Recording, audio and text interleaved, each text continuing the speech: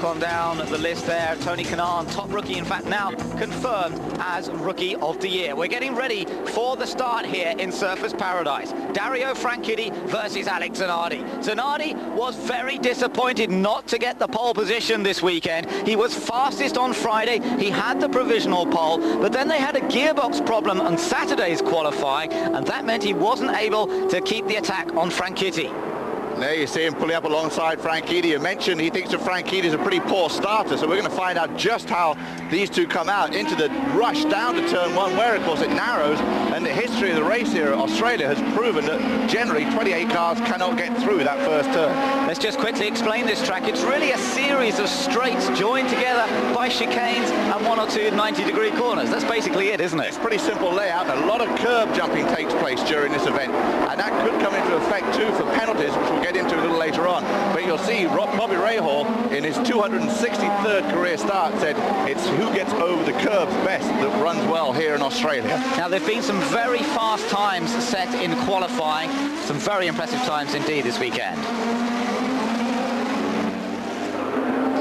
Cars beginning to really jostle position. This is down to the final corner now, where they will really begin to get ready for the start of the race. The green flag quite a long way down this straight, so they won't go for it just yet. They'll get themselves into position side by side. Beautiful day here in Surfers Paradise. It's a holiday town anyway, and everybody's turned up to enjoy themselves as they get ready to go racing. The green flag flies. Franchitti well ahead as the green comes out there, and Zanardi I don't think will have much chance down to the first chicane.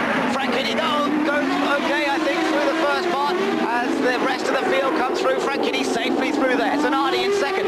Tracy's gone well. He's up into third. Tracy started fourth, got by Christian Fittipaldi to pick up the third position. It looks like everyone was able to make it cleanly through the first couple of chicanes, and Franchitti was able to prove Zanardi wrong and get a great start. And I think Jim Swintal just let that one go because he was happy to get off clean, even though they weren't exactly side by side. No, that's right. I think Zanardi might have hoped that they would have been slightly more side by side, but Franchitti definitely slightly ahead. They let him get away with that, so he is out in front. There he is, the Scotsman, as he locks those front tyres up, and he's got to watch that. It is hard, heavy braking coming into quite a few of these chicanes, but you can't afford to flat spot the tyres too much. The rest of the cars streaming through there, and look at this, the top two already beginning to pull away a bit. A little bit. Dario Franchitti, of course, got lots of pressure on him. Alex Zanardi is doing everything he can to help Jimmy Vasser maintain second in the championship. There's $500,000 to second in the championship. So Zanardi is going to be driving very aggressively to start with to try and get ahead of Franchitti, and Franchitti knows that and is working his heart out right now to keep Zanardi behind him. Yeah, I think that's a crucial point, Guy. Zanardi has said he's out to protect Jimmy Vasser's second place in the series. I suppose the best way he can do that at the moment, with Franchitti being Vasser's main opponent for second in the championship, is to get past him, to get in front and to try and beat him in a straight fight. And I think in the straight fight we'll see it for the first 5 or 6 laps. Then maybe Zanardi will say, okay, I can't do it on the track. Maybe we can do it in pit lane and pick up the position and strategy, and also maybe save the car. If Franchitti's having to drive this hard, locking up the brakes all the time, he may pick up a horrible vibration if he flat spots the tyres. His car may go away and Zanardi may just ease into the position. Don't forget, of course, Franchitti's campaign has been made a little bit easier with that bonus point for the pole position today, now giving him 144 points, just 3 behind Paul Tracy sideways. Yeah, Paul Tracy. Interestingly, that was the corner that Tracy and Zanardi hit each other at last year. Remember, they were battling for the lead of the race. That was when Tracy was driving for Penske. Zanardi was in the Ganassi car, and they actually hit each other, took each other off, and that allowed the win to go to Scott Pruitt, although Pruitt had been up there throughout the weekend in the practice and qualifying sessions. But interestingly, Tracy there was just locking the rear brakes, getting the car a bit out of shape, got it together again, and behind him there you can see the two Newman Haas Swifts. There is Christian Fittipaldi, qualified an excellent third, and behind him, teammate Michael Andretti. And don't forget, these guys are running on Goodyear tyres, and by far the fastest Goodyear shod entries in this event. Christian Fittipaldi qualifying third. In the morning warm-up this morning, the top 14 cars were all on Firestone tyres, so this is a good showing for Goodyear's. But as you may know, Ben, and as a lot of people may recall from Road America, Michael Andretti had terrible problems because they were going a little too soft on the Goodyears on the compound to try and make them competitive. and we were getting a lot of blown tyres. That's right, and that's something they could do without between the concrete walls here on the SurfersParadise street course. If you take a look at the tarmac, by the way, the asphalt has been newly laid. Most of it, it's about 3/4 of the way around the track. They've put a new surface down. You can see it's a darker colour around most of the track. You'll see a few lighter patches as we join on board here with Michael Andretti. There's been a little bit of problem with some breakup of that track, not really caused by the champ cars, but by some of the heavy saloon cars they've got racing here this weekend. The feeling is, though, that it should be okay for the race. They had some of the big V8 Holdens running here this weekend and a bunch of other support races, and that has kind of tuned the track up a little bit. But you're right, they're not really concerned that it's going to completely go away, but it could just get a little bumpy and a few bits here and there in the race. Now, we just heard that already a black flag has been called for one driver. It is for Arndt Meyer in the Lola, so all those German fans and groan as they discover their man is in trouble. There's fluid apparently coming from the back of his car. Their man, of course, led 2 laps here last year in what was only his second race in the kart series. That's right. Well, Meyer has shown some strong performances this year. The Lola chassis definitely improving. Up front at the moment, though, Franchitti is leading from Zanardi, Tracy, Fittipaldi. Michael Andretti holds on to 5th position.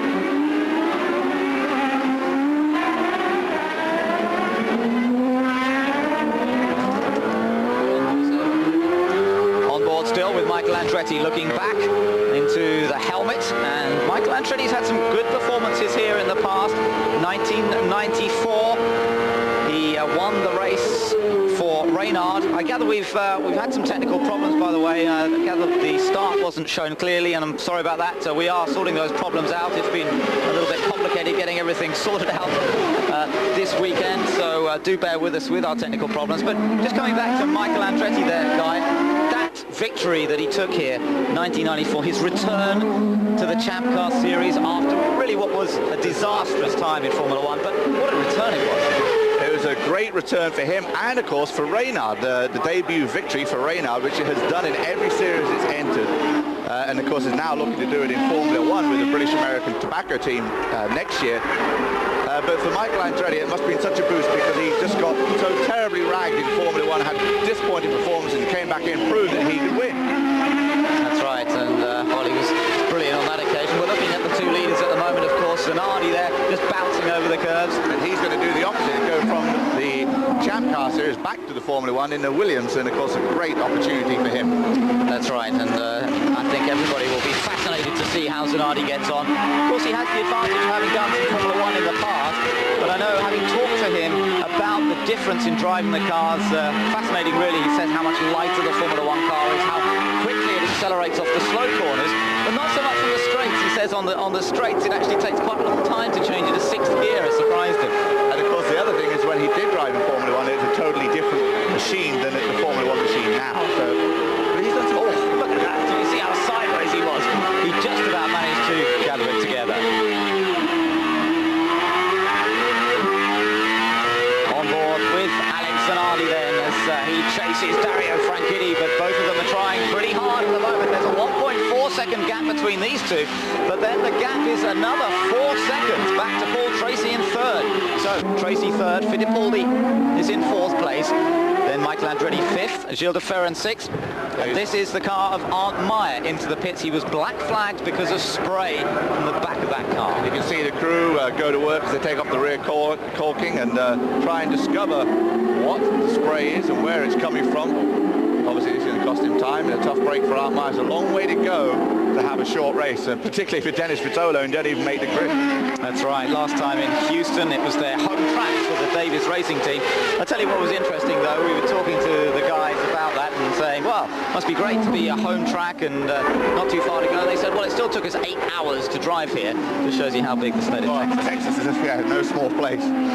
Dario Franchitti leads this race at the moment, controlling yet again up front. It's a sight we're getting used to, but Arndt Meyer is not going to take any further part in this race. It looks as though first retirement of the day, sadly, is the young German racer out of the race very early on. So that leaves us 26 cars in the field at the moment. Vincenzo Sospiri in the Eagle chassis. see is the last car running, 2 Eagles in fact, running last, 25th and 26th places so far in the early stages. Point out that, of course, Art Meyer, the only Lola in the field. Lola that was once so dominant in the Champ Car Series, now down to a lowly 1 car, although they've had some interest in some other teams, have done some testing. In fact, Lola has developed a fantastic world sports car, Can-Am entry, which is going to be making its debut pretty soon. But they're hoping again to get more customers. A lot of teams are changing, although Reynard's become the dominant team.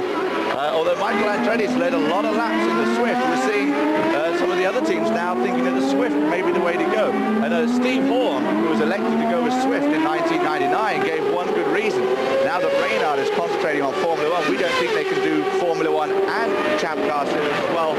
So we're going to go to Swift, and it's sticking particularly with the Champ Car Series. That could be an interesting change to 1999. I think it will be, and of course Reynard's determined to show that they can do both and that they can concentrate on the Formula 1 project and the Champ Cars as well. We'll have to see what happens. On board with Gilles de Ferran at the moment, and Gilles de Ferran currently lying in 6th position.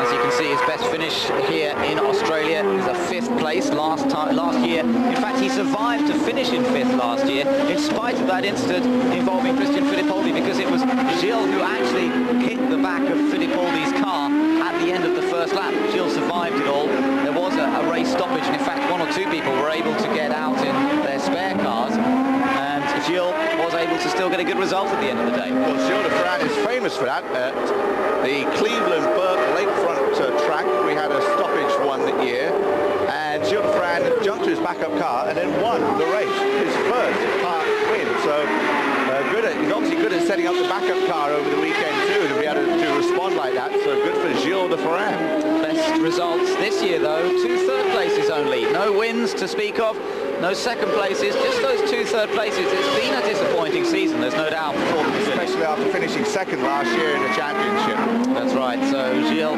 hoping for better things next year, be joined by Japanese driver Naoki Hattori in what will be a 2-car team for Walker Racing in 1999. So Gilles de Ferran holds on to 6th place. Meanwhile, up front, well, there is Michael Andretti, in fact, just slightly ahead of Gilles de Ferran. Brian Herta in the background, and he's ahead of Jimmy Vasser. Now, Herta, of course, race winner now.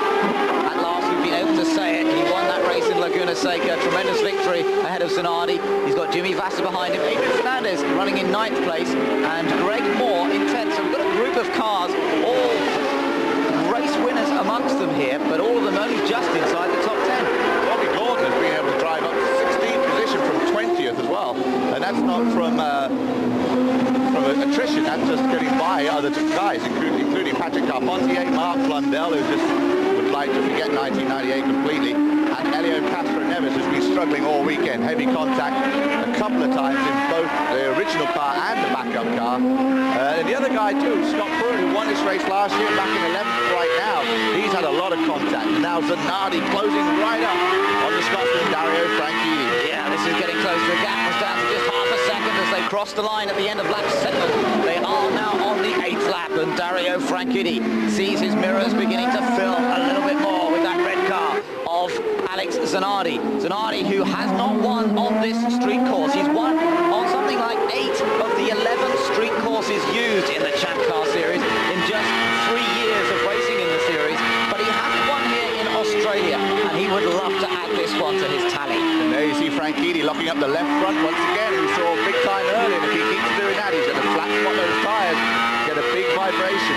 And Zanardi, as you mentioned, would love to win here in Australia. Of course, Australia is the one race where we have never had a repeat winner. 7 different winners here. Michael Andretti, John Andretti, who raced back in 1991. Of course, Nigel Mansell, Emerson Fittipaldi have won here, Scott Pruitt.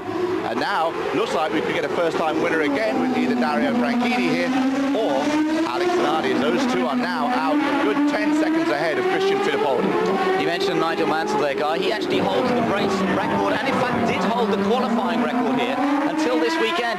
But as I mentioned, this new surface that's gone down around between 3/4 and 90% of the track with a new surface, and they've been much faster this weekend, up to 2 seconds a lap faster, which is astonishing really. But a lot of that is down to the new surface, and of course the continuing tyre war, which means that these softer compounds keep coming up. Firestone and Goodyear each trying to come up with a better compound. Yeah, if you went back to Miami right now, to Homestead, and ran these cars again like you did at the beginning of the year, the difference in times would be remarkably amazing because the development's gone on. And of course, as you pointed out, this race coming at the end of the year as opposed to being at the beginning of the year. Well, Dario Franchitti still leads after just 8 laps. Alex Zanardi pushing hard in second place.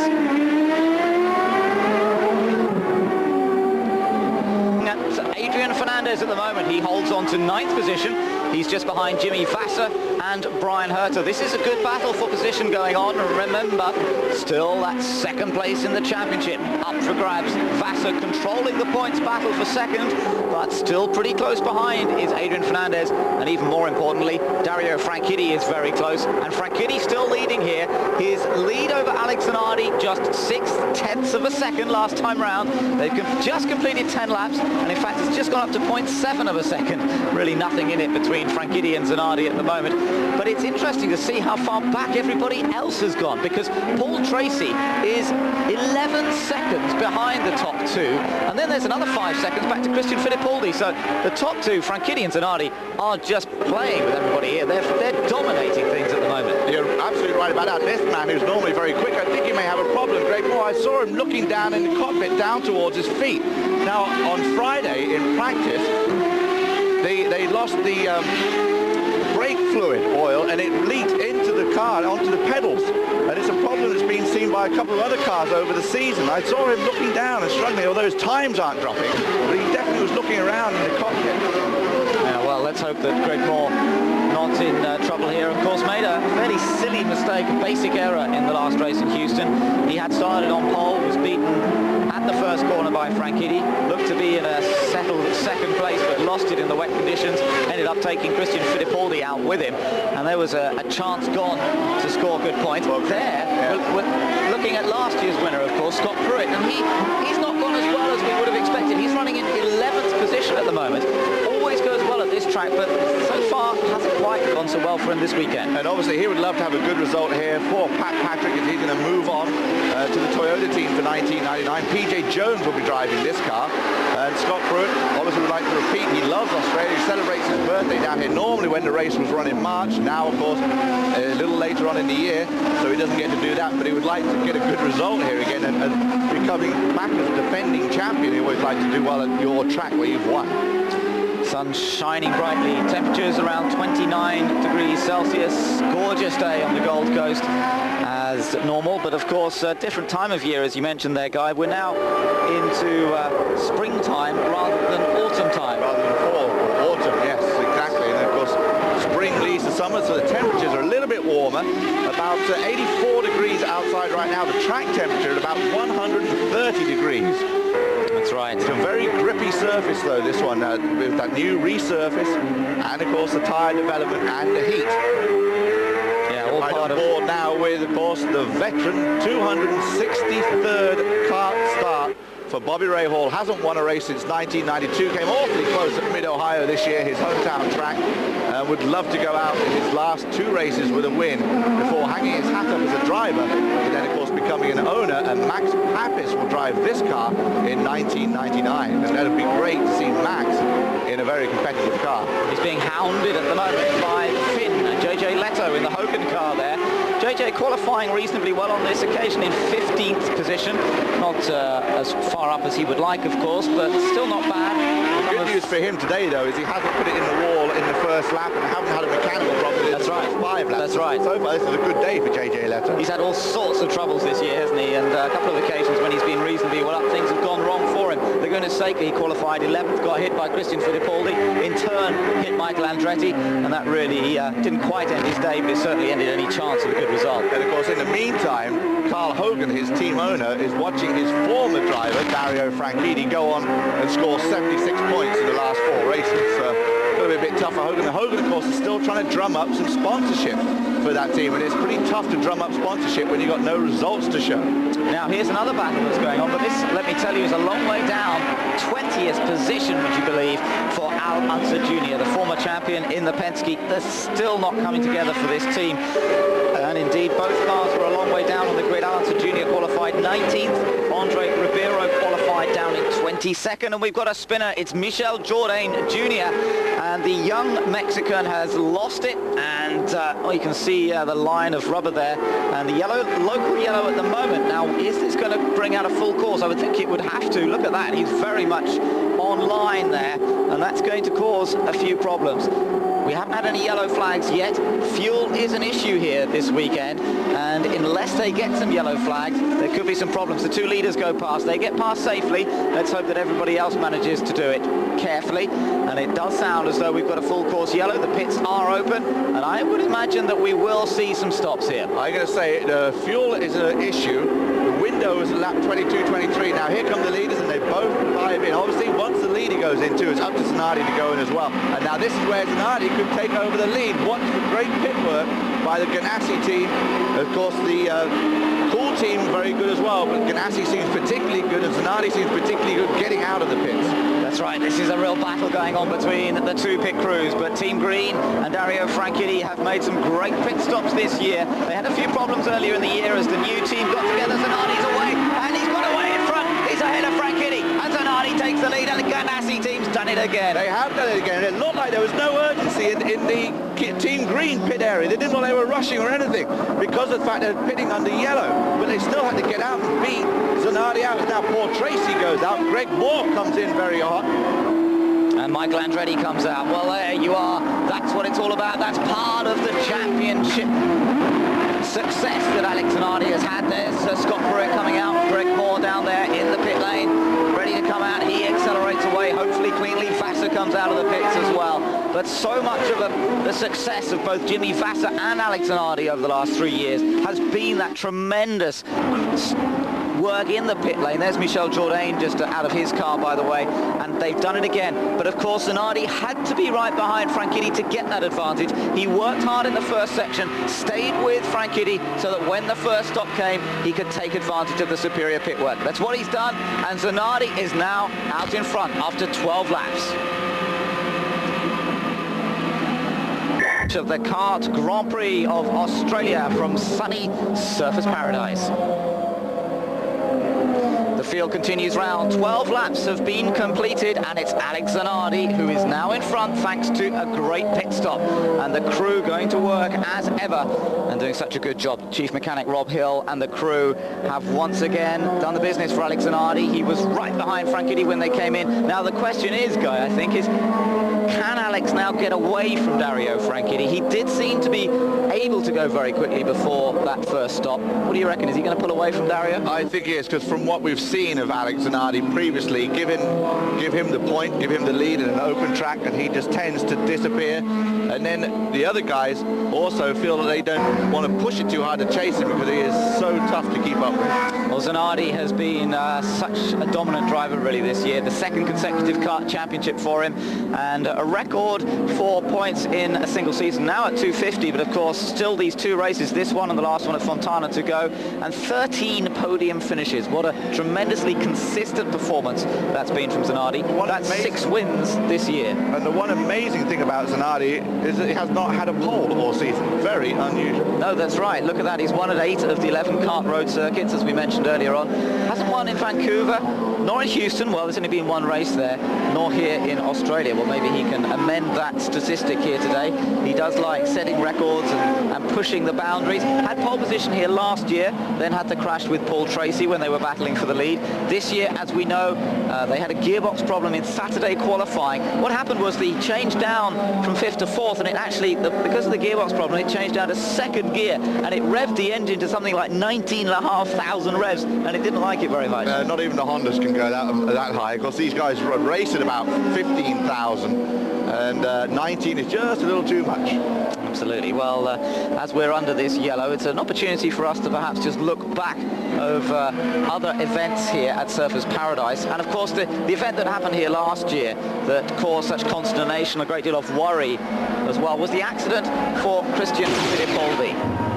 It happened going on to the 2nd lap when Gilles de Ferran just clipped the back of Christian Fittipaldi's car, sent it rocketing into the Armco, one side and then the other, and you could see the damaged car ricocheting across from one side to the other. And that's where he also did the damage, because he bounced off that next barricade, went across again and hit another barricade. Now you can see the agony on Christian's face.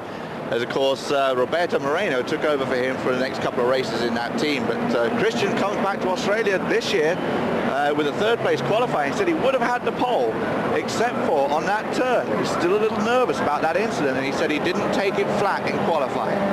Yeah, well, you still have to admire the courage of the man. He had pins in his leg for most of last year, and in fact he had to do a lot of physiotherapy to try and get fit to get back in the car. I remember when he came back at Portland, it was a very impressive drive that he put in last year, and he's been up there on a number of occasions this year, but he seems to me to be one of those unlucky drivers, and whether he'll ever get away from that, I don't know. He was a Formula 3000 champion in Europe, but ever since he's been in champ cars, he just seems to have that unlucky mantle. And he's had a couple of times where he should have maybe have won, and of course is still probably one of the best drivers out there, not yet to win in the Champ Car Series. Well, the man who has won this year, Dario Franchitti, and he really has shown himself to be on a roll.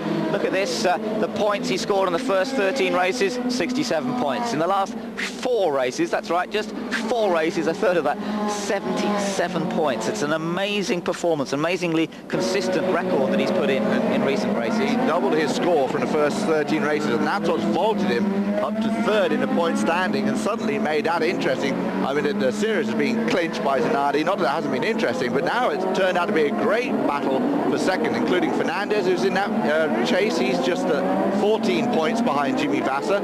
Michael Andretti is in there mathematically, but he'd need to win here, and Ribeiro getting a little yeah, you see that? I don't know if he actually clipped the wall, but he got it so sideways there. Andre Ribeiro did well to get it back again, but that looked like a fairly scary moment for the Penske driver.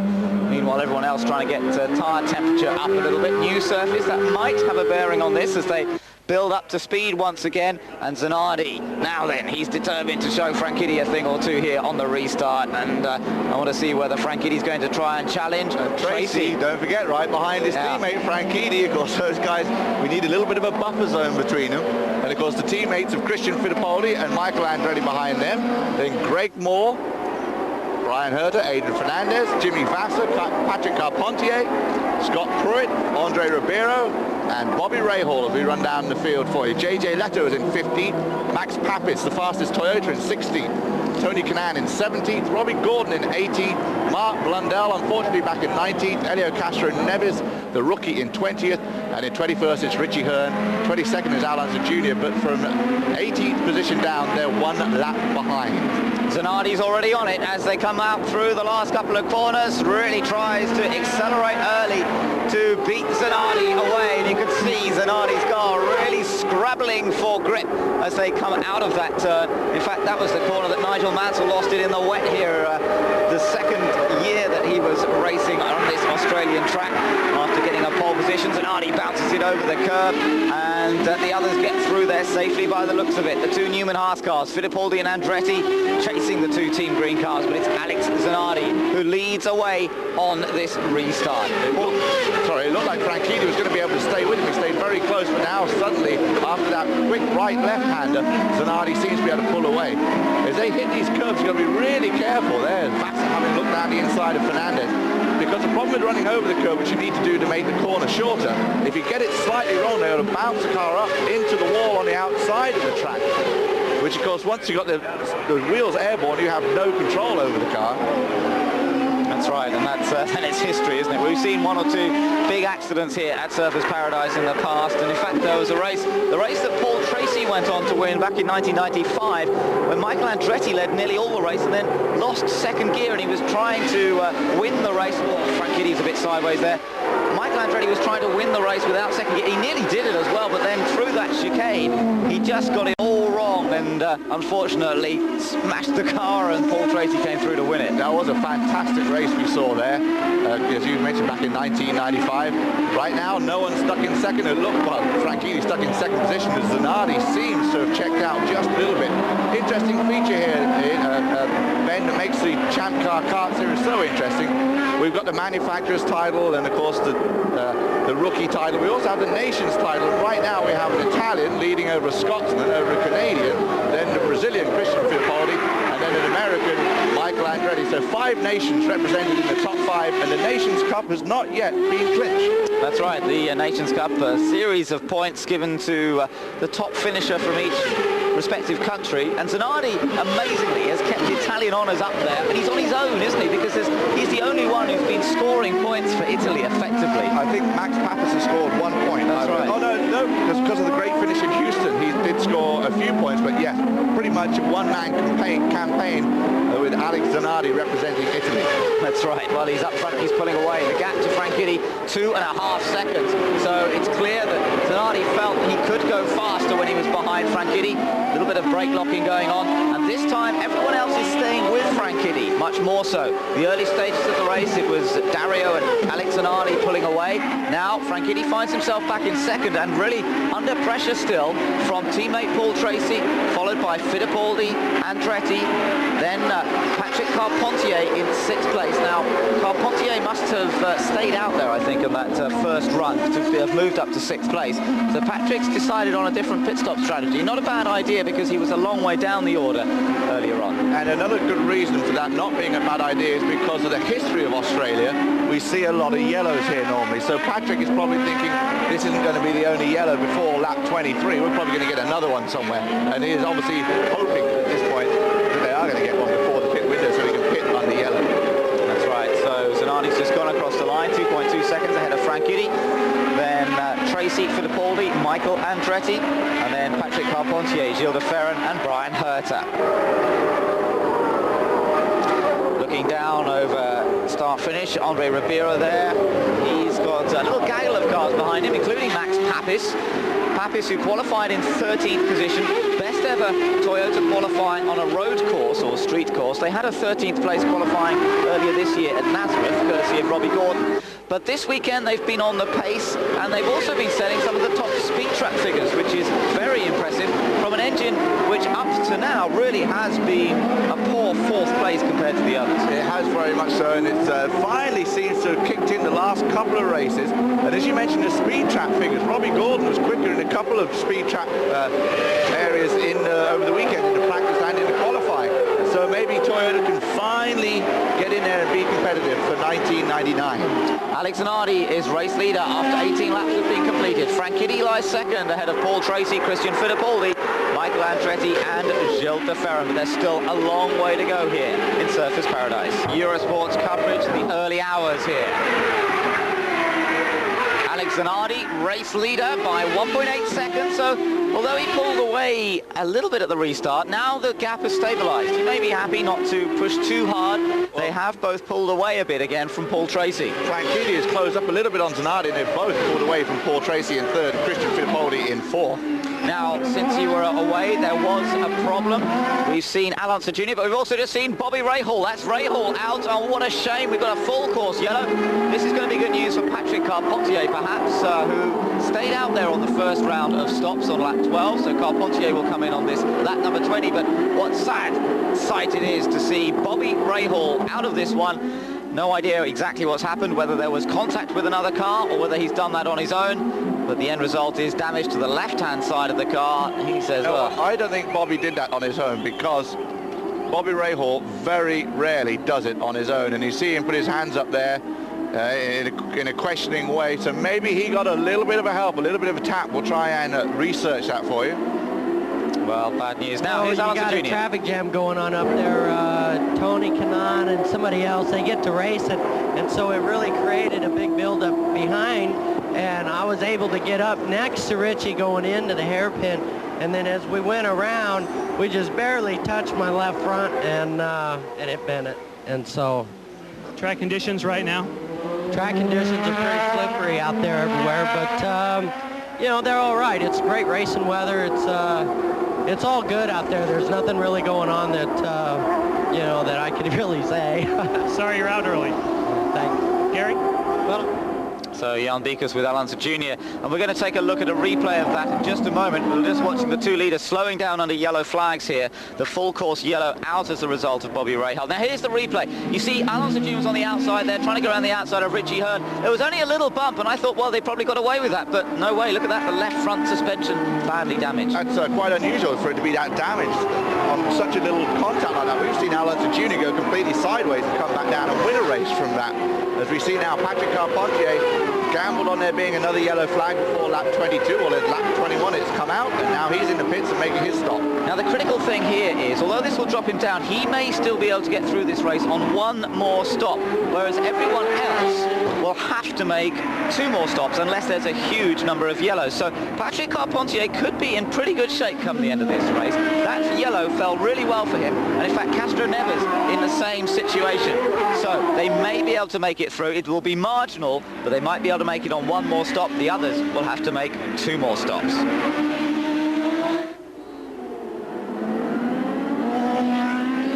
So Alex Zanardi is still our race leader. The pace car out there, of course, at the moment as the car of Bobby Rahal is cleaned away. A tough way for Rahal to end his 263rd career start. Right. And obviously, you want to go out with a bang, but of course... not that much of a bang. Yeah, not that much. And of course, Japan, we saw the huge incident for Bobby there. Huge scare for him towards the end of his career. It would be nice to see him, well, with 1 race left at Fontana, coming up in November. Love to see him get a great race. Well, of course, there we on board with Michael Andretti. Alex Zanardi leading this race at the moment.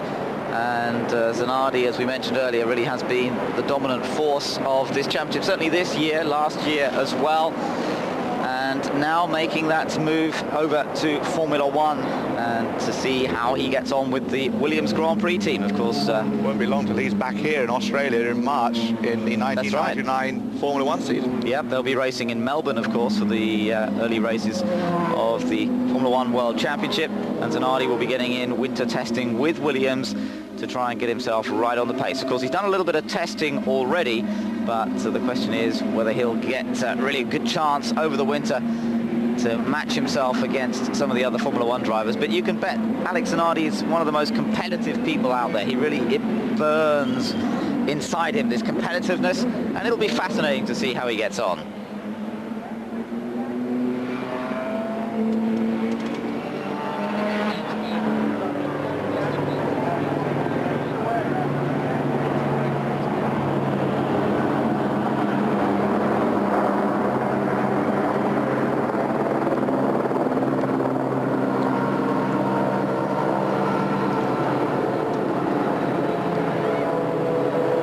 Laps have been completed here at Surfers Paradise in this very last street or road course race of the year. Just 1 more race to go. That's on the high-speed oval at Fontana.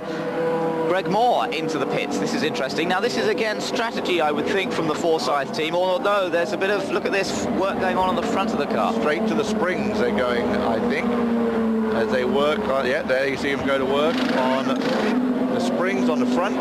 And the shots for Greg Moore. He's doing this while he's got a chance to do it under yellow. Now I mentioned earlier he was looking down in the cockpit. Remember earlier I kept saying he had some problems. He keeps looking down in the cockpit.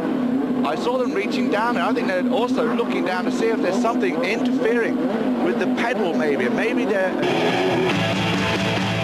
I really enjoy when people makes me the kind of compliment that is, Alex, you've remained the same kind of guy you used to be when you race go-karts, but I don't know, maybe we should really ask somebody else.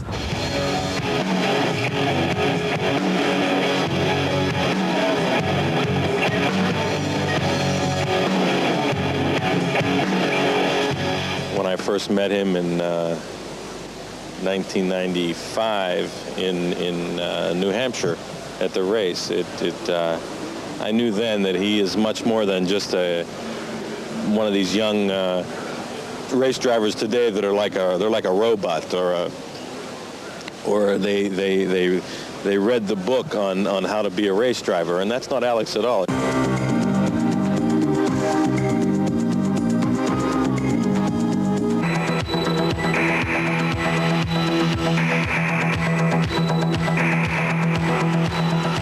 He's a good friend. He's got a big heart, you know. He's a good friend, and is very warm inside, and you know, we've developed a good friendship, and I think which is unique in a racing team. Usually there's a lot of competition between the 2 drivers, but I'm sure we race hard against each other, but there's no mean-spirited competition. I feel that he's very happy when I do well, and I'm happy for him when he does well, so it's a good relationship.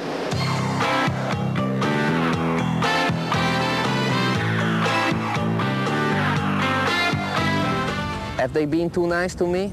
Well, if yes, don't believe at all they said.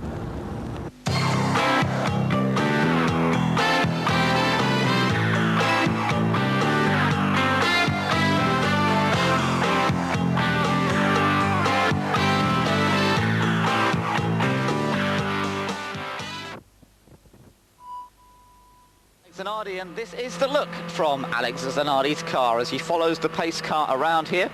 22 laps, and a problem with Greg Moore's brake pedal has just been revealed. He's just been into the pits, and they've been fiddling around and doing some slightly important mechanical work there. If his brake pedal was in trouble, you don't really want that when you're doing 180 miles an hour heading into one of these chicanes, do you? Where you need to be doing 20 at the end of it. So. Yeah. And Al Jr. rejoined after the work to the left front suspension. And Greg Moore, I had seen him looking in the cockpit, and obviously that's what the problem was. He's going to be back out there. Didn't lose much time because he was able to make the repair under the yellow. And now they've made the repair to the tyre wall, the kart safety crew out there. Of course, that problem caused by Bobby Rahal going off. Interesting to see the two Team Green cars together there after their little incident in Houston, but apparently it's all settled now between them.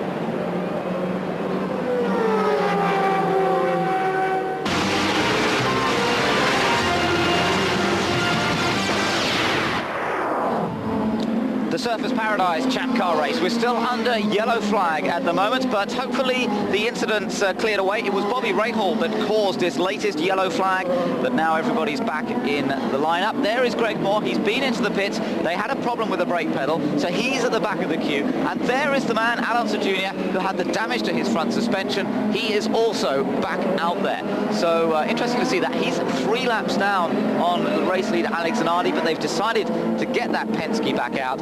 Alonso Jr. did an interview with us in the pit lane, and now he's decided to go and do some more driving. Well, Alex Zanardi up front at the moment, but last year he was also in with a chance of winning this race. Last year it was a battle between Alex Zanardi and Paul Tracy. Both of them had been running well in qualifying. Both of them were running extremely well in the race as well. But unfortunately, things didn't go quite according to plan for either Alex Zanardi or Paul Tracy. Let's take a look at what happened here just over a year ago, because of course remember it was in the early part of the season.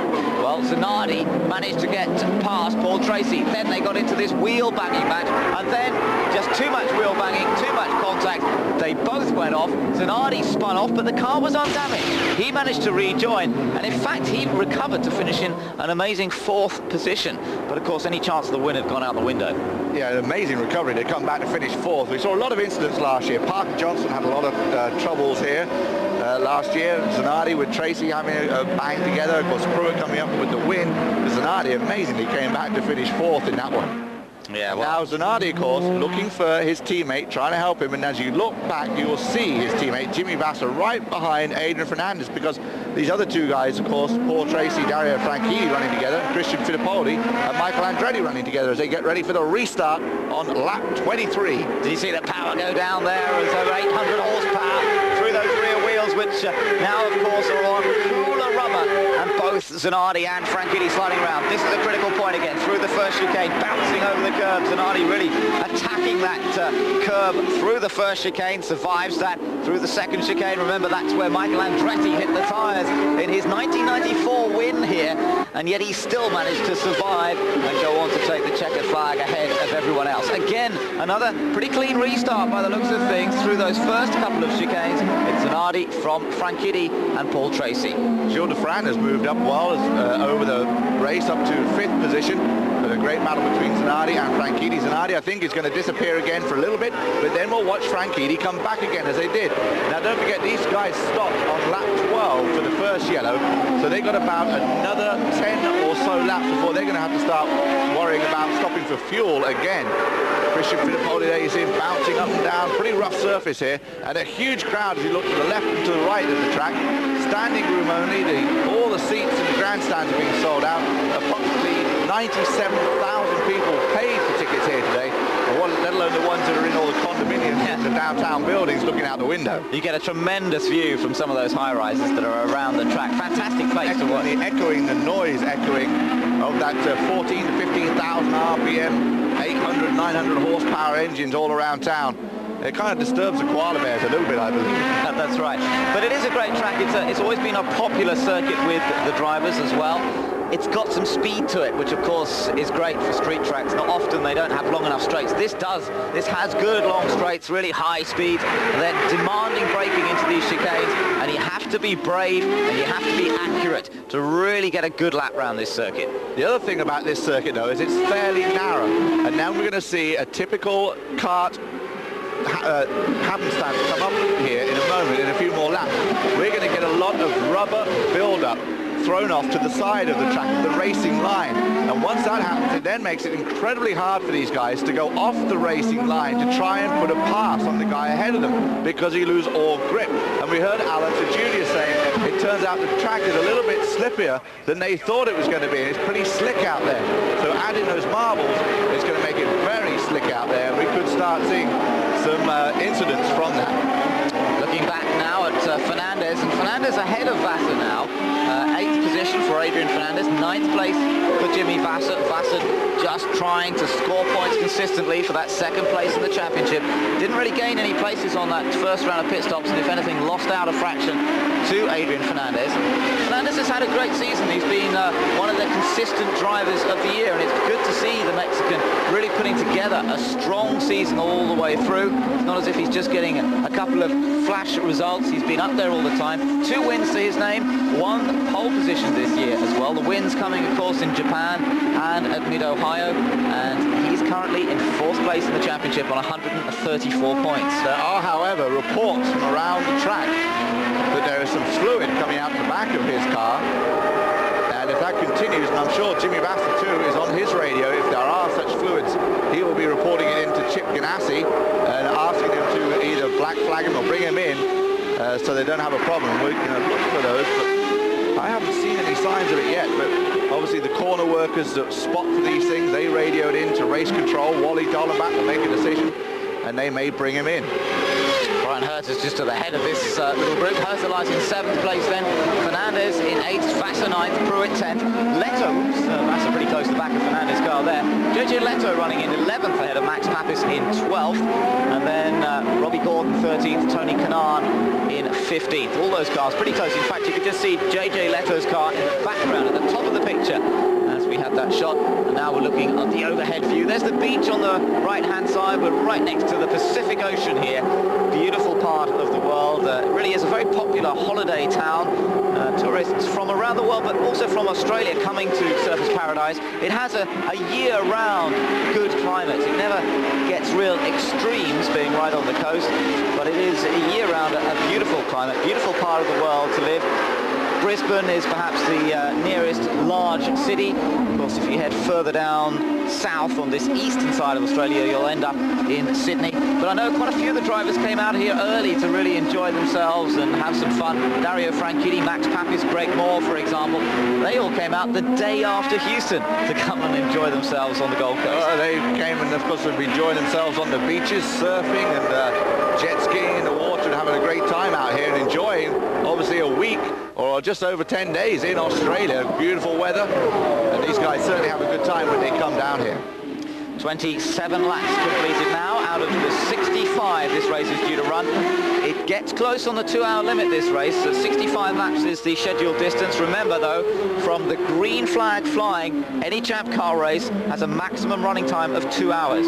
So if you get to that point before the laps are up, then the clock determines the end of the race. That's what happened here last year, in fact, although they didn't quite get it right. And Scott Pruitt ended up seeing the white flag twice. They mistimed the putting out of the white flag. He thought he was coming round to win the race and get the checkered. Saw another white flag, which gave him a bit of a shock. Well, it must be awful, because when you see the white flag, of course, and you're out in front, and that's when you start hearing all those noises and everything else. You're like, okay, just get me around one more time. And you get around that one more time, and you come around the corner, you're about ready to salute and get the win. And you see it's not a checkered, it's the white flag again. I was like, oh no, not good at all again. That's right. That's exactly what happened to Scott Pruitt last year. And but he survived. He was all right for the next lap as well. On board at the moment with Michael Andretti. He's another winner here, one-time winner of this race, as of all the winners. Nobody's done a repeat victory here. 1994, we mentioned that win in the Reynard earlier on in the program, and he looks to be in good shape here, although not quite able to match the pace of Zanardi and Franchitti, who on each of the green flags have really been able to pull away from everyone else. And Andretti running consistently just behind his teammate, both Newman Haas cars then in the top 5. Not forgetting, of course, that Michael Andretti is in the Swift chassis with the Goodyear tyre, and of course Zanardi, Franchitti and Tracy all on the Firestone tyre. And Goodyear, well, they've struggled, let's put it this way. They haven't had a pole all season, and their win, of course, with Michael Andretti at Homestead earlier this year, but really not performing as well as they would like against the Firestone, although they think that next year they're going to be a lot better, because now that Goodyear is pulling out of Formula 1, they're thinking they'll spend more time testing and developing their Goodyear tyre for the kart series. On board with Richie Hearn now in another Swift chassis, right behind Mark Blundell. That little battle going on at the moment for 15th place. And in fact, Blundell, yes, that's 15th place for Blundell, 16th place for Richie Hearn. Let's just watch the on-board for a moment here. Oh, we seem to have lost it for a moment, sadly. We were just enjoying the view from on board the Young Americans car there. He, of course, the only Swift on the Firestone tyre. He's up against another Firestone tyred machine, that of Mark Blundell right ahead. See how they don't use a complete steering wheel on this Swift of Richie Hearn there. The top part is cut off. Some drivers like that, some prefer to have the top bit as well to grab in an emergency. But Richie seems pretty happy with that way of things at the moment. Kanaan is in 14th place, so they're all battling for position, these three. Richie Hearn, of course, a very accomplished go-kart racer, and he will be able to test his skills against Mika Hakkinen, Michael Schumacher and some other Formula 1 guys, as a bunch of the kart guys, including Dario Franchitti, will go and race in a kart series in Helsinki. Mark Blundell, I do not believe, is on that list, and despite the bad year that Mark Blundell's had this year, should remind everybody, has re-signed with Pac West, as has Mauricio, for 1999. Look at Richie Hearn trying to think about a passing manoeuvre on Mark Blundell, but it's not happening yet. It is so hard to find the space here. You've really got to be very committed on the brakes to get past anybody. And when you do, you have to hope that they're going to give you a little bit of cooperation. Last year we saw an incident in the latter stages between Maurizio Guterman and Jimmy Vasser in the battle for second place. It all went wrong. Guterman apologised afterwards, basically just lost control of the car on the brakes. But to get past anyone here, it has to be a late-braking do-or-die manoeuvre, really. And basically you're going to lock up the tyres to get the move done and duck down the inside, and more than likely they're going to get you right back, because you've had to slow it up so much to get down the inside. They're going to carry the momentum around the turn and get you coming back out of the turn. So it's a very tricky place to overtake it. Plus you've got to get closer than Richie is right now, and at the same time that Richie's looking at Mauricio Guterman, you've got to remember right behind him is Patrick Carpentier looking for a position too. So he's got a slight advantage. Now you see Mark went down the inside there, protected the line. Here comes Richie down the inside. Oh, this is interesting, and I think Richie, he's locked it up now. Can Blundell get back? That was a good manoeuvre from Richie Hearn, and he took advantage of the fact that Blundell had tried on the previous corner to get past Tony Kanaan, and then Richie Hearn thought, right, now I've got my chance to get past you, and he held it together well, didn't he? Because he was late on the brakes. You saw the car squirming around, and Richie Hearn found a way past. Exactly what we'd said. He had to overcommit, go in hard and heavy on the brakes. And as you say, you saw the car squirm a little bit under brake. It looked like Mark maybe had to come back and get him, but Mark had already then forced offline and out of room, so he couldn't come right back. And then Carpentier could see that Mark was struggling, and he had a look at Mark, and then Mark had to defend that position. So it's crazy stuff going on here. Really, really busy, because you're trying to get the guy in front of you, and you've got to watch for the guy behind you and keep your momentum and keep on the line. Let's take a look. We're going to have a replay of that. This was on board with Richie Hearn. Mark Blundell was slow out of that left-hander. That gave Richie Hearn a chance to get alongside late on the brakes. Look how sideways he got it, and he got it into the corner, into the left-hander. That was a lovely piece of driving there from Richie Hearn. Great stuff from the 27-year-old, and let's hope that he can do that sort of stuff in the future. This year he's had some decent results. A 5th position, the best result of his season. That came at Michigan on the Super Speedway, but a best qualifying performance of 3rd place at that track as well.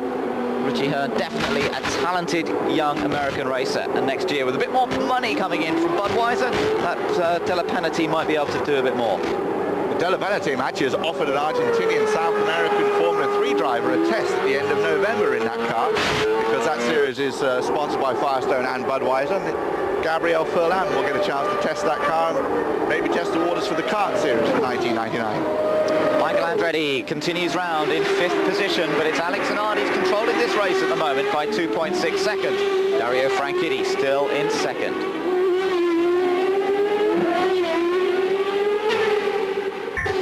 Michael Andretti still hounding the back of Paul Tracy's car now. We're looking back at some of the incidents here. This was when Richie Hearn and Mark Blundell had their passing manoeuvre. Mark Blundell thought about trying to block Hearn, then decided he couldn't do it. Richie Hearn got sideways, managed to get past. Now, since that, we've seen an incident between these two, Tracy and Michael Andretti, and something that was relatively similar. Here it is, Michael down the inside. Poor Tracy got that corner slightly wrong, and then coming out of the corner, knows that Michael's going to get by him, so he moves over, which he can do, and blocks the position. Michael gets mad, and then poor Tracy, because he's racing into the next one, locks it up again, and again Michael has to go wide and avoid him, and now Michael has lost a little bit of time to poor Tracy, and you can see waving madly gestures at poor Tracy, and not happy with the way he moved over on him, but really Paul is allowed to do that. He didn't go all the way over, he just fractionally moved over, but enough to make it too narrow for Michael to get by. All good racing. Now, Alex Zanardi up front at the moment, started in 2nd place, has led 20 of the 32 laps. But the crucial thing, to my mind, is that we're about 5 laps away now from when these lead cars are due to come in for their 2nd stop. And it looks to me as though Zanardi's now putting in some quick laps, trying to open up a bit more of an advantage over Franchitti. Last lap around, Zanardi definitely the faster man. He did an average speed of 105.7 miles an hour. And Franchitti a little slower, not much slower, but the 3.5 second gap between these two now. Fittipaldi is now in 3rd place. So with all those fun and games going on between Tracy and Andretti, Fittipaldi had actually sneaked up into 3rd position. So Christian is running in 3rd place. He's some 10 seconds behind Zanardi. Tracy now 4th place, Andretti 5th, and of course Andretti, as we saw just now, had nearly managed to get past Tracy himself. Well, I think Tracy, maybe his tyres are going away and he's slowing down a bit, and Fittipaldi was able to get by him, because once Fittipaldi got by him, he stretched out a 3-second lead over Tracy as well. So I think that's why Michael's catching him and trying to get by him there and getting angry, because obviously he thinks that poor Tracy is holding him up just a little bit, but he has now dropped to about half a second behind poor Tracy. Another lap is completed by Alex Zanardi. Not as quick as his previous lap, but again, he did manage to just gain another 1/10 of a second over Dario Franchitti. You just saw the dust being kicked up. That was from Zanardi, so it just shows how hard he's trying. He's trying to get a bit more of a gap on Franchitti before this next round of stops. Wow, now that last lap, Christian Fittipaldi was 2 miles an hour quicker. Here's another replay of poor Tracy locking him up. Look at that, he's gone straight across the chicane this time and lost control of the car. Oh, and apparently Michael Andretti has a damaged right front wing. Now I wonder if that's anything to do with any contact with Tracy. Well, this no, he had a puncture. I think he had a puncture, you know, coming in there. I think that left rear was already punctured as he came into that one. The left rear down, because guess how it got punctured? Guess why Michael Andretti's got problems with his right front wing. That's right. There's obviously been contact between these two, and that was the result. That was the end result, because Tracy lost it. Look at that left rear puncture. Now that was punctured before he even got across the chicane. Into the pits then, these two leaders, well not leaders, but part of the lead group. Tracy comes back out, Michael comes back out, but it is a full course yellow. So that's, is it a full course yellow? I think it is. The pace car's waiting to pick up race leader now, and of course it's likely that we shall see Zanardi and Franchitti dive into the pits at this point. Now again, we'll see them in the pits make their pit stops under yellow, so they're not under a mad rush type thing as far, but they're in a rush. It's important to get out in front though, isn't it? To beat each other out. I wonder if we'll see a slightly more lively Team Green cool pit crew. They just didn't seem to have any urgency on that first pit stop. Sometimes that's a mark of really doing it well and being relaxed, isn't it? But it did seem that there wasn't the urgency. Now here is Franchitti with his Team Green crew at work again, the fuel going up on board. And there's no one watching. Team Green is not watching the Zanardi car.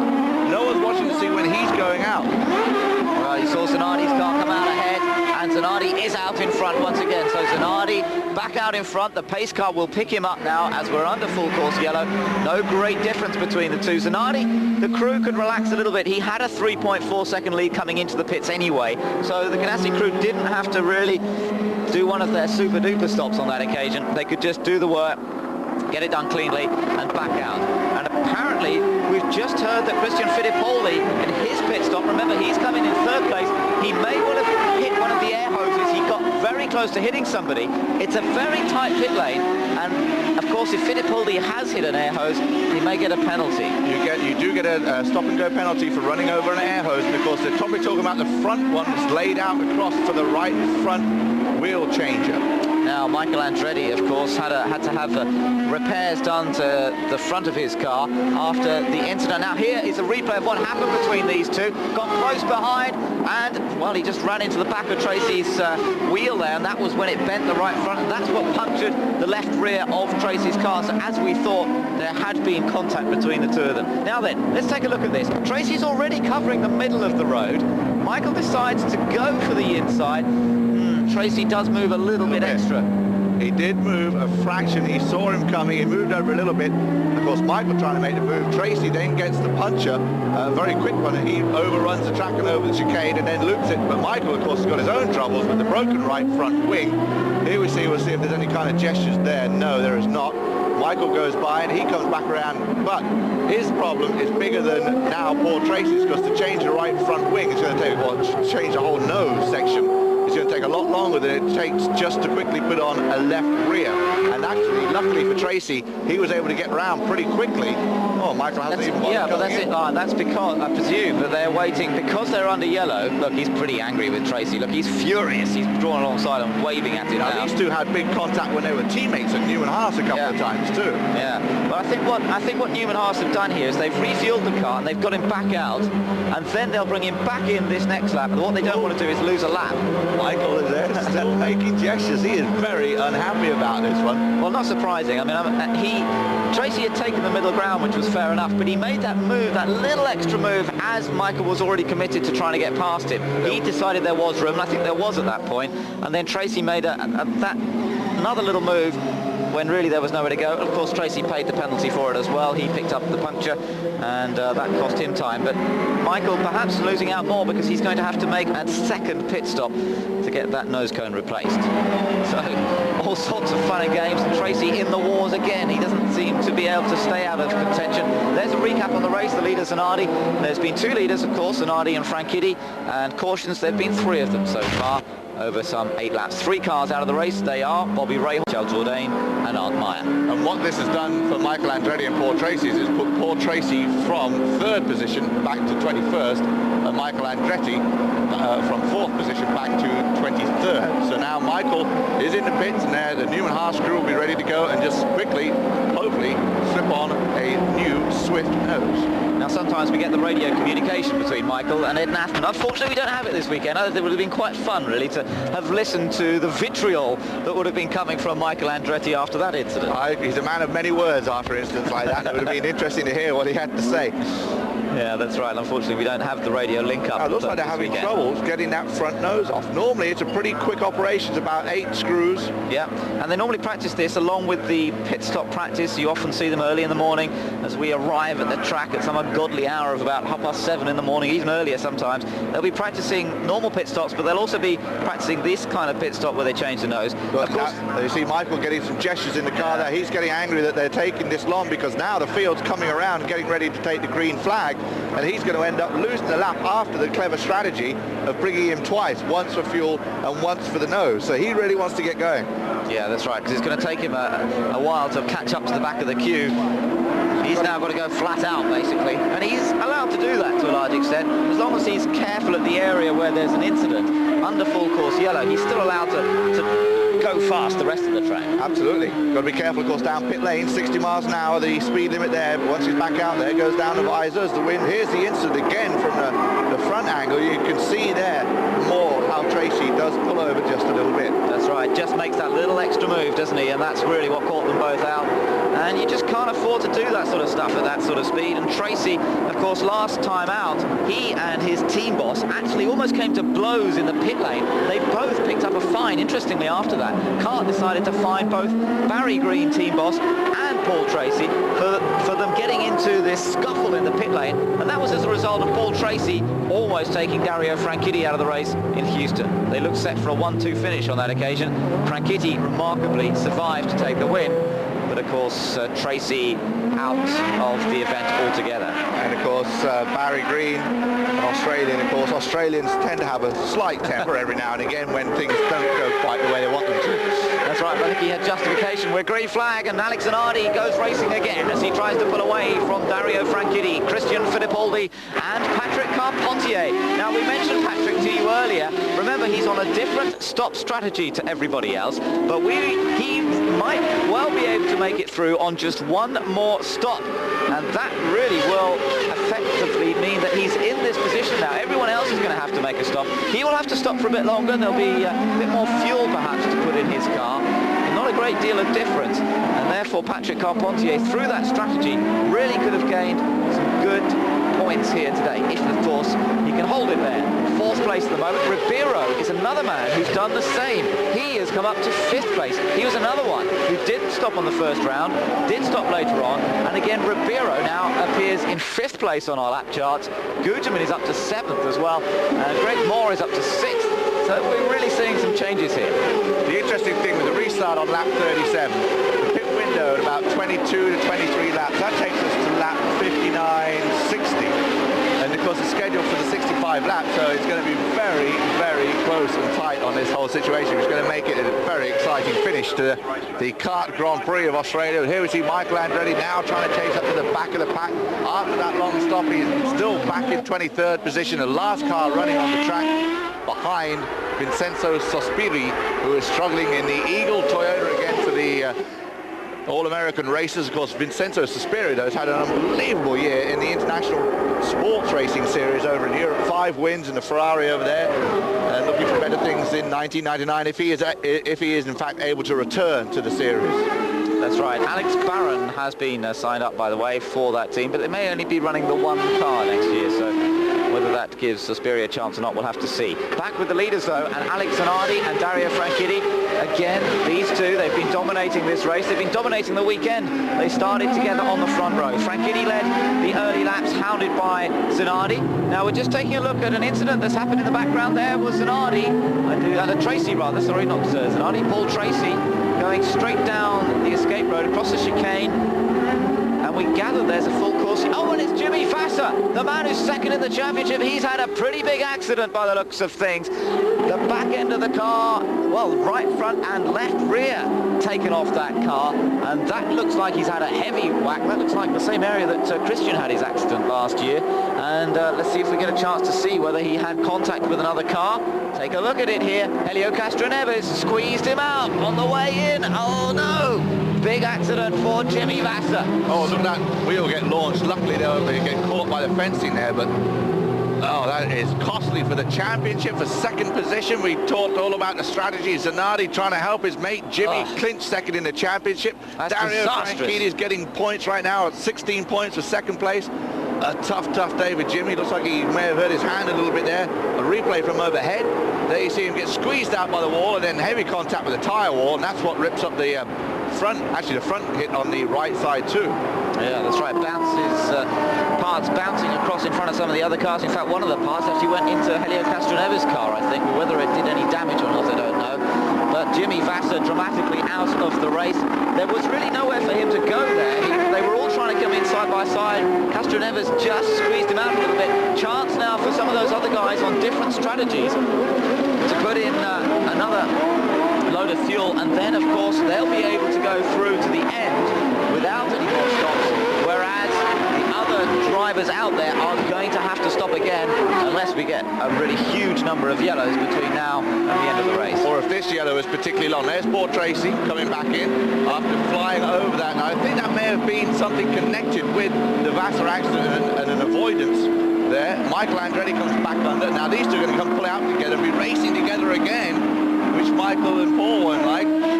I think they're looking actually to see if there's any damage at the back. Perhaps they now wonder if there was damage done at the back of the car. You know, when they had the puncture, perhaps the flailing tyre, often that does do damage to suspension arms. They're not that strong when you get into that situation. I think that's what they're checking for. They've checked it, they've put the tyre back on again, and I think they've decided everything looks okay there, and get back out there, Paul. I think he must have said, this car's not handling like it was. Take a look at it. Obviously not feeling right to him, and of course these guys can notice a fraction of a difference in these cars, and he wanted to come back in and have it double checked. There you see Jimmy Vassar's car going off. Oh, that's such a shame, isn't it? What a shame. I mean, it's the really battle for second place, yeah, it's going to change it completely, because it was so close, that battle for second place in the series, and Jimmy holding on to that second place, but so narrowly over Dario Franchitti. Only 4 points between them at the start of this race, and of course now Franchitti running in second. Here's the replay again. As they came down there, Helio seemed to be very much in the middle of the road, but as they came to turn into the corner, he moved more onto the racing line. Perhaps he wasn't aware quite where Jimmy Vassar was, but there really wasn't anywhere for Jimmy to go. I don't think he saw him, and I don't think Jimmy was trying to overtake him there either. I don't know, maybe just a late braking maneuver by Jimmy to start with. It just seemed like it was and Helio didn't see him coming down. It wasn't expecting it. That's right, yeah, he wasn't aware that Jimmy was in that position, I think, and that really difficult to blame anyone, except to say perhaps both of them should have been a little more aware, particularly Castroneves should have been more aware of where Vassar was coming into that corner. Tricky one, he was focusing on the chicane that he had to thread his way through, so that was tough. Now then, apparently Tracy's suspension may well be damaged. They've had a look, Tracy's gone back out, he's still not happy with it. Zanardi still leads, Franchitti's second, Christian Fittipaldi is in third. As they head round behind the pace car again, we've seen quite a number of yellows. We're going down to the pits. We've got a chance to hear Jimmy Vassar. Just come in. Jimmy, that was a big impact. Tell us what it was like and what happened. Well, it was just a restart, and I don't know why. I thought Helio was letting Fernandez by, or looked like he was going really slow on the straightaway, and there was a lane to the outside. I have to see the replay to really make a comment, but I hit him in the back, and I didn't seem like I was going excessively fast. It seems like everything slowed down a lot in front of me unexpectedly, and it's just a shame trying to get some points out here today. Just mired back in the traffic, and the car felt pretty good. Good job, but take a quick look at your helmet here. You can see there's damage down here. This whole lower lip has been significantly damaged just from that impact. Fortunately, Jimmy's all right. Thanks, Jimmy.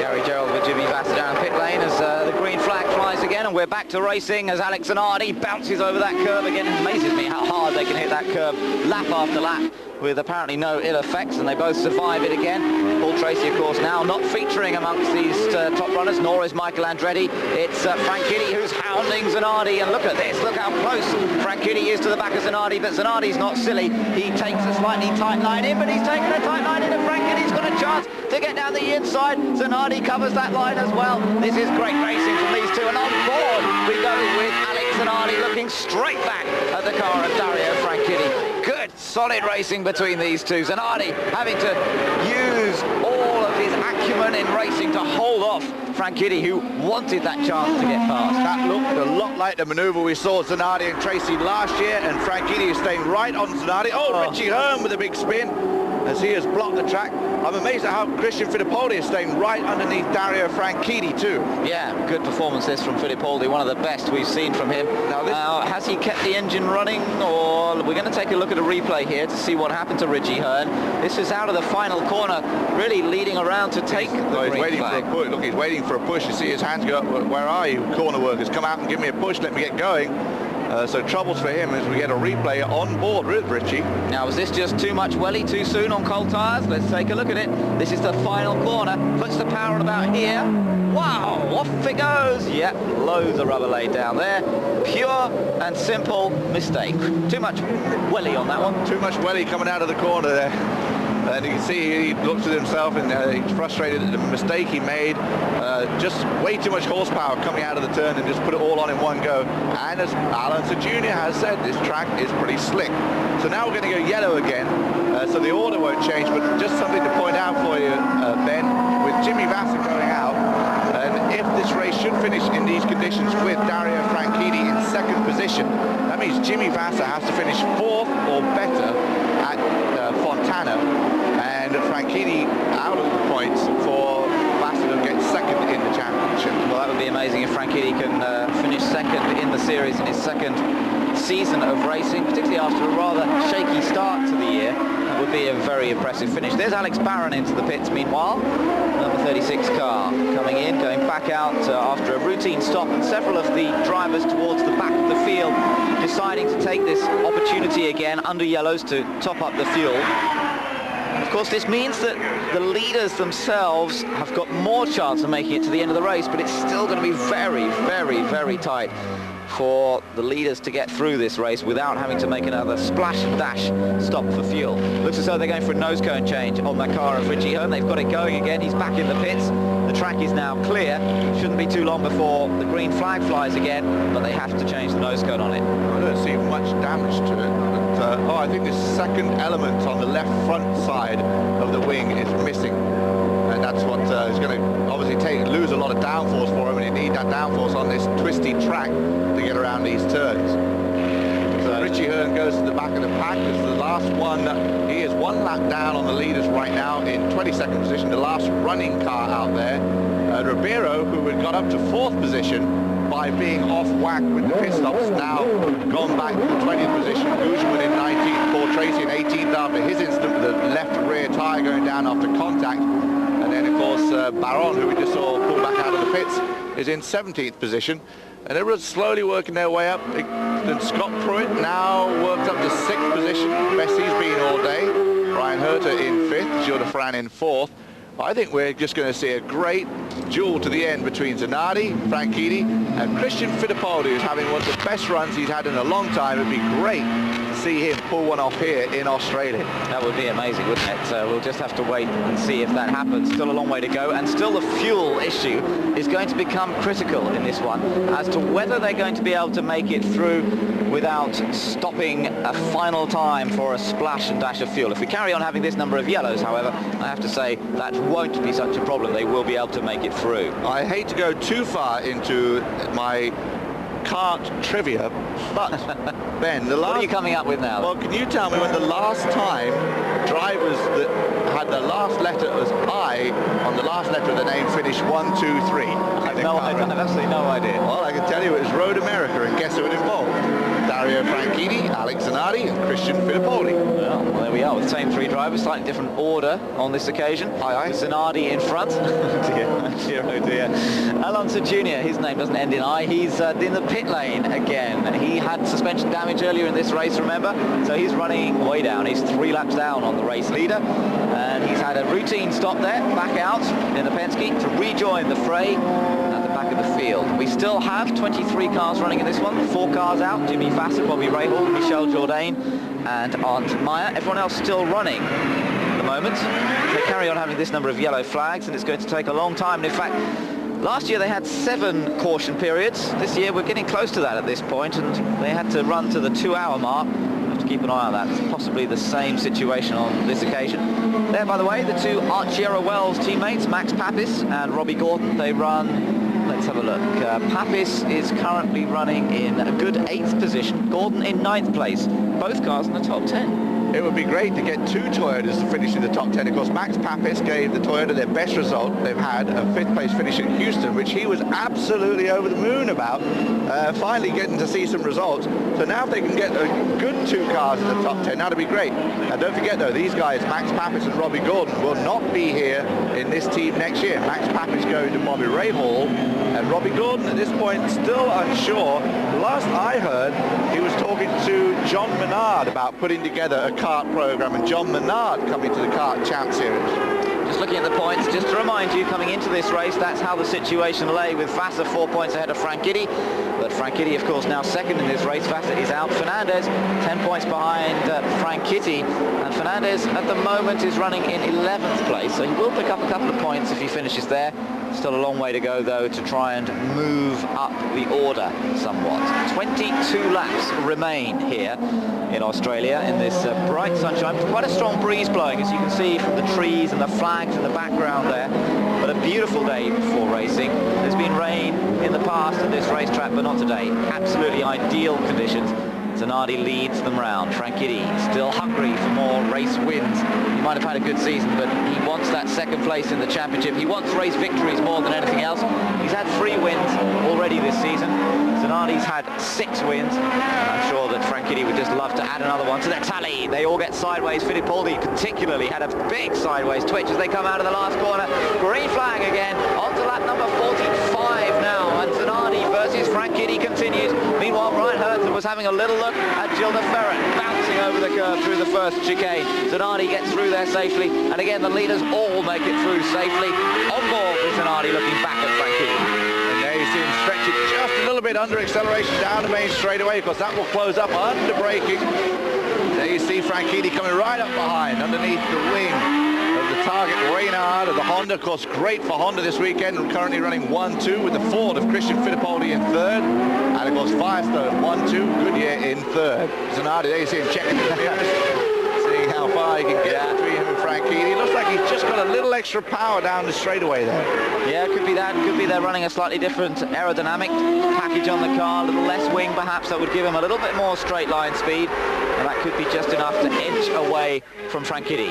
Both, as you say, using the Honda engine, both in the Reynard chassis, both on Firestone tyres. The identical package. It's been the dominant package now for really for 3 years. If we look at this package of Reynard, Honda, Firestone, right from the 1996 season, which of course saw Jimmy Vassar win the championship, through 1997 with Zanardi winning, through this season with Zanardi winning the championship, and with Franchitti winning more races than anybody else apart from Zanardi. Again, this package is the one to have. And of course, that's what's made the off-season so interesting in the kart series, because the team owners have got to decide what their package is going to be for the next year. And at this point, a lot of people are hedging their bets on the package being Swift, Firestone and Honda power, and that may well be the case.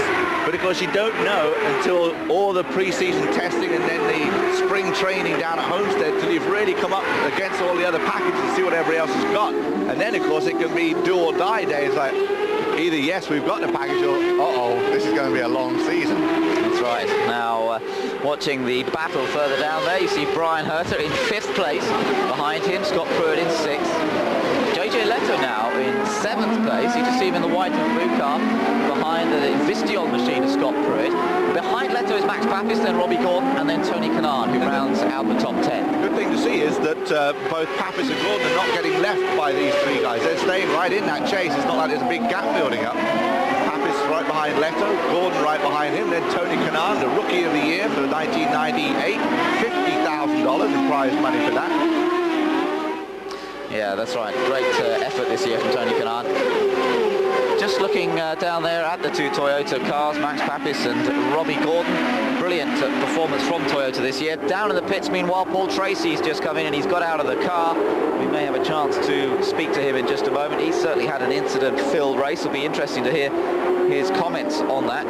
But obviously it's all over for him now. And tough for him to see his teammate in exactly the same machinery doing so well. Paul Tracy is buried down in 13th, I believe, in the points. Actually, even further than that. No, he's 13th in the points, but with about half as many as Dario Franchitti. I have to say that the work that Toyota have done this year really have put them right up there now with Honda, Mercedes and Ford, and this is indeed a fast track. You know, this is an engine track, this is a speed track, and they're still right up there. They had some of the fastest speed track figures this weekend. Robbie Gordon actually topped the list at one stage, and I'm just so impressed by the amount of effort, the amount of work that Toyota have put in. I wondered a little bit last year when they had all those engine blow-ups. You remember what it was like, Guy? Every time the car went out, in whichever team they seemed to blow up. But the improvement this year, just absolutely brilliant. And it's great to see it. They finally come through and done that, and now we've got another engine manufacturer that's competitive in the kart series, and that's another thing that makes the kart series so good. All these, again. Let's go down to the pits now, here from Paul Tracy. Rear suspension problems here? Yeah, Michael hit me in the backside in the back straightaway, and I mean, he hit me so hard it punctured the tire, bent the rear suspension, and it severed the rear brake line. So I was driving the car after that with only front brakes, and it's there's, you know, doing 190 miles an hour down to 30 mile an hour corners with no rear brakes. It wasn't safe to be out there, so it was disappointing for the Cool team. I had a good car. We were just trying to make the mileage that we needed to do to finish on the podium, and Seemed like there was a lot of finger pointing going on here on pit road between the teams as they passed by each other. Was all that justified in your mind? I don't know. I didn't see any of that. I know I got hit from behind, and it bent all the rear suspension and punctured my rear tire. So, you know, he wasn't alongside, so he wasn't in a position to pass. Thank you, Paul. Thank you. Well, they can argue about that one afterwards, can't they? I think they will as well. They will continue to argue about that one. That's the one thing about the Australian race. There's a long time to think about it on the plane on the way home. That's right, yeah. As you said earlier, it's an awfully long way to go for the race to finish early. At least Tracy had a reasonable run this time through to about 2/3 distance, which is where we're at now. But out of the race nonetheless. We saw, while that interview was going on, by the way, we saw what was nearly an incident between Adrian Fernandez, Patrick Carpentier and Greg Moore. They all survived, and that was in the battle for 11th place. And in fact, here you are on board with Michael Andretti, who's just behind that particular battle. The two blue and white cars there of Greg Moore, first of all, then Patrick Carpentier ahead of Michael Andretti. It did look as for a moment as though they were all going to squeeze past Fernandez, but they survived, and they're all there battling. Helio Castroneves and Marc Blundell are also part of that queue. And it's a known fact that Patrick Carpentier and Greg Moore don't necessarily see eye to eye, so I'm sure there's a little bit of tussling and arguing going on there. But also, we're getting reports between Robbie Gordon and Max Papis. There's a bit of radio contact and arguing about who should be where and allowing each one to get by. So this could be interesting. Marc Blundell is having a look at Helio Castroneves down the inside, but there was no move there. No, I think maybe he's just trying to put Castroneves off. Maybe he's trying to rattle him a little bit. Castroneves is a younger driver, and perhaps Marc just seeing whether he's got the mental strength to put up with seeing a car move around in his mirrors a little bit. Well, Marc's got to find something to do during the races these days, because he's not going to be running up front looking for a win. So he's that entertains himself now. That's right. It's just been a horrible season, and you can't put any blame at the door of the drivers, because both Blundell and Maurizio Guterman won races last year. They qualified right up there last year. They were absolutely superb, and yet this year the engineering side of the team really seems to have let them down. They've just been off the pace generally, and they need a big rethink, I think, over the winter to try and get themselves on the pace again. Now, we talked about fuel strategy at the beginning of this race, and of course that's all been changed with all the yellows, but apparently Gilles de Ferran has said he needs 2 laps of yellow to be able to make it to the finish. Gilles de Ferran is currently running 4th at this point. We're also looking into the side pods of Alex Zanardi's car. One of the problems with street track races, sometimes they pick up some debris in those side pods, rubbish perhaps that gets blown onto the track. You've seen how breezy it is today. Quite often that'll pick bits of paper up or plastic cups, and they can get lodged into those side pods, and of course on high temperatures like we're seeing today, that can cause engine overheating problems. There is a report that he may have a trouble, but it doesn't look as though there's anything too serious in there, and hopefully they'll be able to live with that. The point at the moment is drivers really trying to conserve fuel, hoping they can make it to the end of this race without having to make a splash and dash stop. We're looking at the moment at 2 teammates. That's Alex Barron and Vincenzo Sospiri. They're running in 19th and 20th places so far. Sospiri, the Italian, joining into the series for these last few races, replacing PJ Jones. And there, Alex Barron is in front of these two. The American racer in his first season, almost completed it now, moved up from Formula Atlantic, and has been really very impressive throughout the year. Alex Barron, I think, has got great potential as a driver, and obviously Dan Gurney thinks that too, because he's re-signed him for 1999. Obviously, again, not being in the equipment, so that you need to be in to show what you've got. The Toyota coming on. Although the Sierra Wells team seems to be doing somewhat better with the Toyota development than the All-American racer. And of course, they were the team that did have the special low revving engine at Houston. But here they're back to the regular, normal, high revving engine, as are the All-American racers. But again, they're being outdone by Pappas and Robbie Gordon, who run up as 8th and 9th. Look at this battle. Herter on the outside is Jonathan Ferrer. Can he go around the outside? Is his brave stuff? Wow, good stuff from Herter. Oh, and DeFerrin almost in the water as a result. I think Pruitt gets him too. Yeah, Pruitt got past him, and that was one of the best bits of overtaking I've seen from Brian Herter. Great stuff from him. Round the outside on a street course, and he really made the move work. Gilles DeFerrin had to give best to him. As you say, Pruitt took advantage of it. So that puts Herter now into 4th position. And it also brings the Toyotas up closer to Gilles DeFerrin, and they could be threatening him soon. I think he's had to turn. Oh, here you see the Pappas-Gordon battle. Yeah, good stuff between these two. Max Pappas is the first of the two blue and orange cars. Gordon the second one, and they're running in 8th and 9th places. In fact, I said DeFerrin was up, Herter was up to 4th. That is right. He's in 4th place behind Fittipaldi, and quite a battle going on there at the moment. This is a replay. Look at this. Brian Herter on the outside. Remember, DeFerrin had the inside line, but Herter just kept going around the outside. I don't think DeFerrin could quite believe that, and had the line for the second part of the chicane, and then there's just a touch. What a little bit of contact there. Yeah, there wasn't really much that either of them could do about that. That was just part and parcel of it, and as a result of that touch, it meant Scott Pruitt went through. So Zanardi leads, Franchitti second, Fittipaldi third, Herter 4th now, Pruitt 5th, and Gilles DeFerrin finds himself in 6th. Down the field at the moment at Helio Castroneves, who runs in 15th place, and there's a little bit of smoke in the back of that car. He's also got some damage to the left front wing, which was not part of the Jimmy. Well, maybe some debris caught up with him as Vassar's car disintegrated after that little bit of contact between those two. But we understand it may be a black flag for Helio Castroneves for the smoke, and since we've been looking, we haven't really seen it, but there was some a little bit earlier.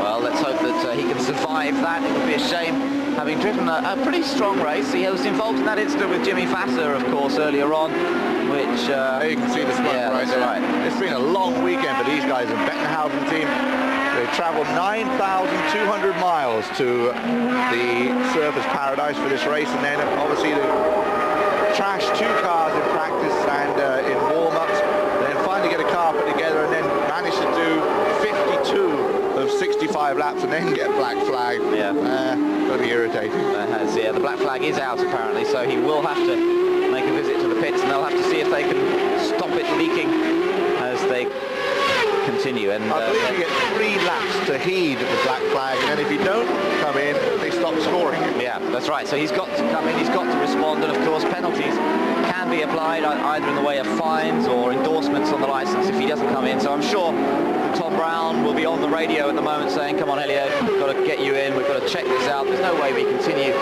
with the car in this condition. So although there he is running reasonably well in 15th place, because he's out of the points anyway, so it's not as if he's losing, in fact, that much.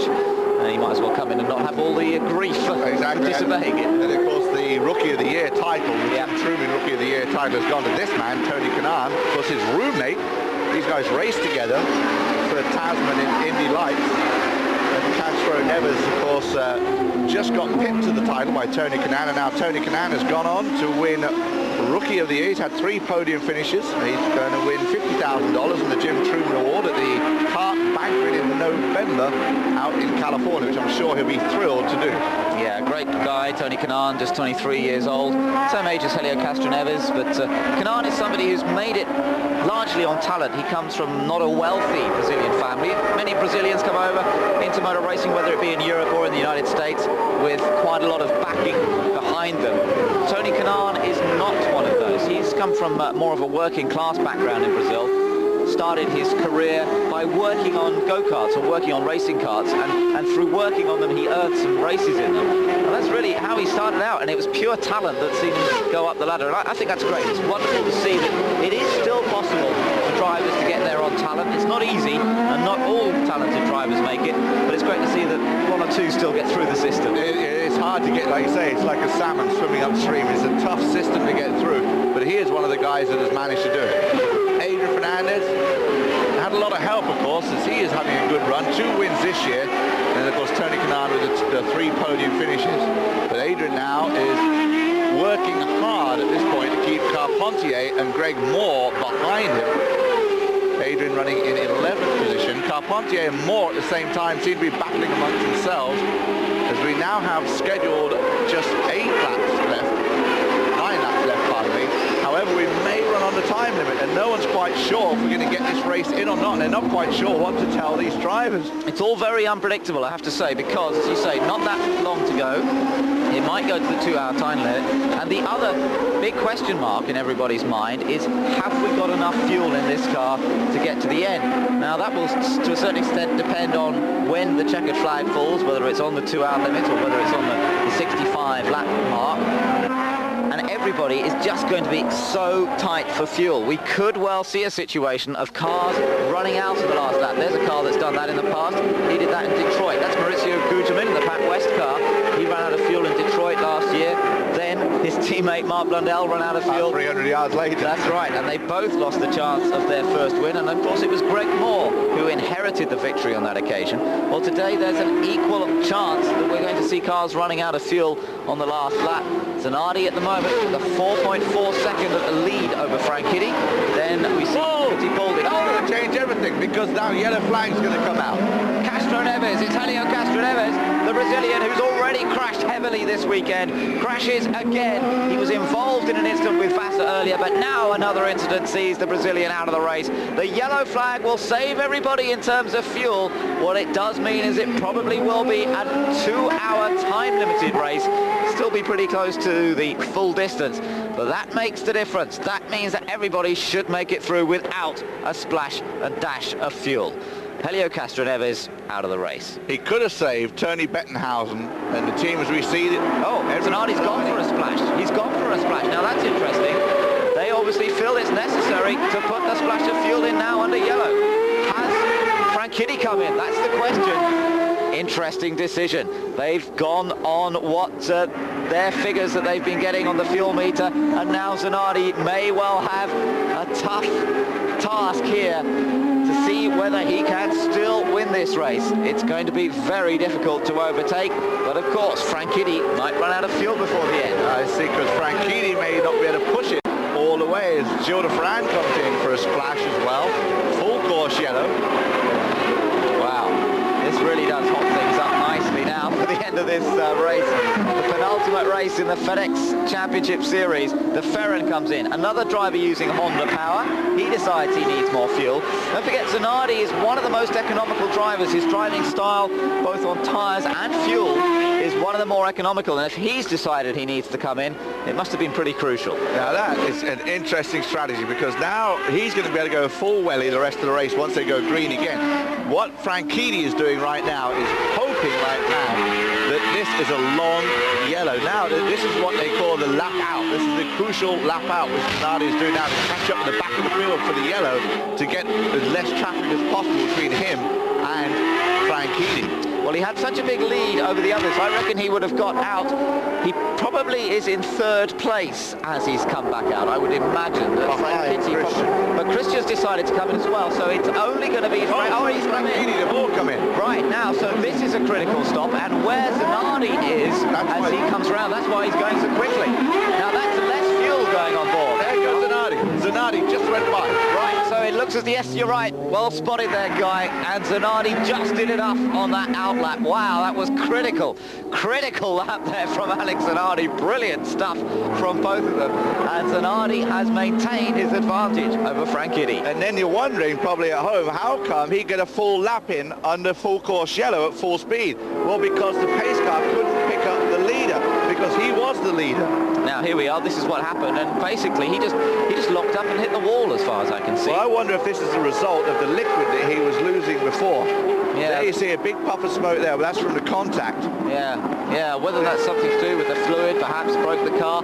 He should have been into the pits, shouldn't he? And there we are, he's caused this... Oh, no, it broke, left front. Left front was broken. Now that's interesting, that was actually broken before any kind of contact with the wall there. Yeah. And I don't know how that got to be broken. However, if Helio Castro Neves had heeded the black flag, it would have saved Tony Bettenhausen about 100 grand on damage there. That's right, absolutely. Castro Neves out. Franchitti finds himself second behind Alex Zanardi.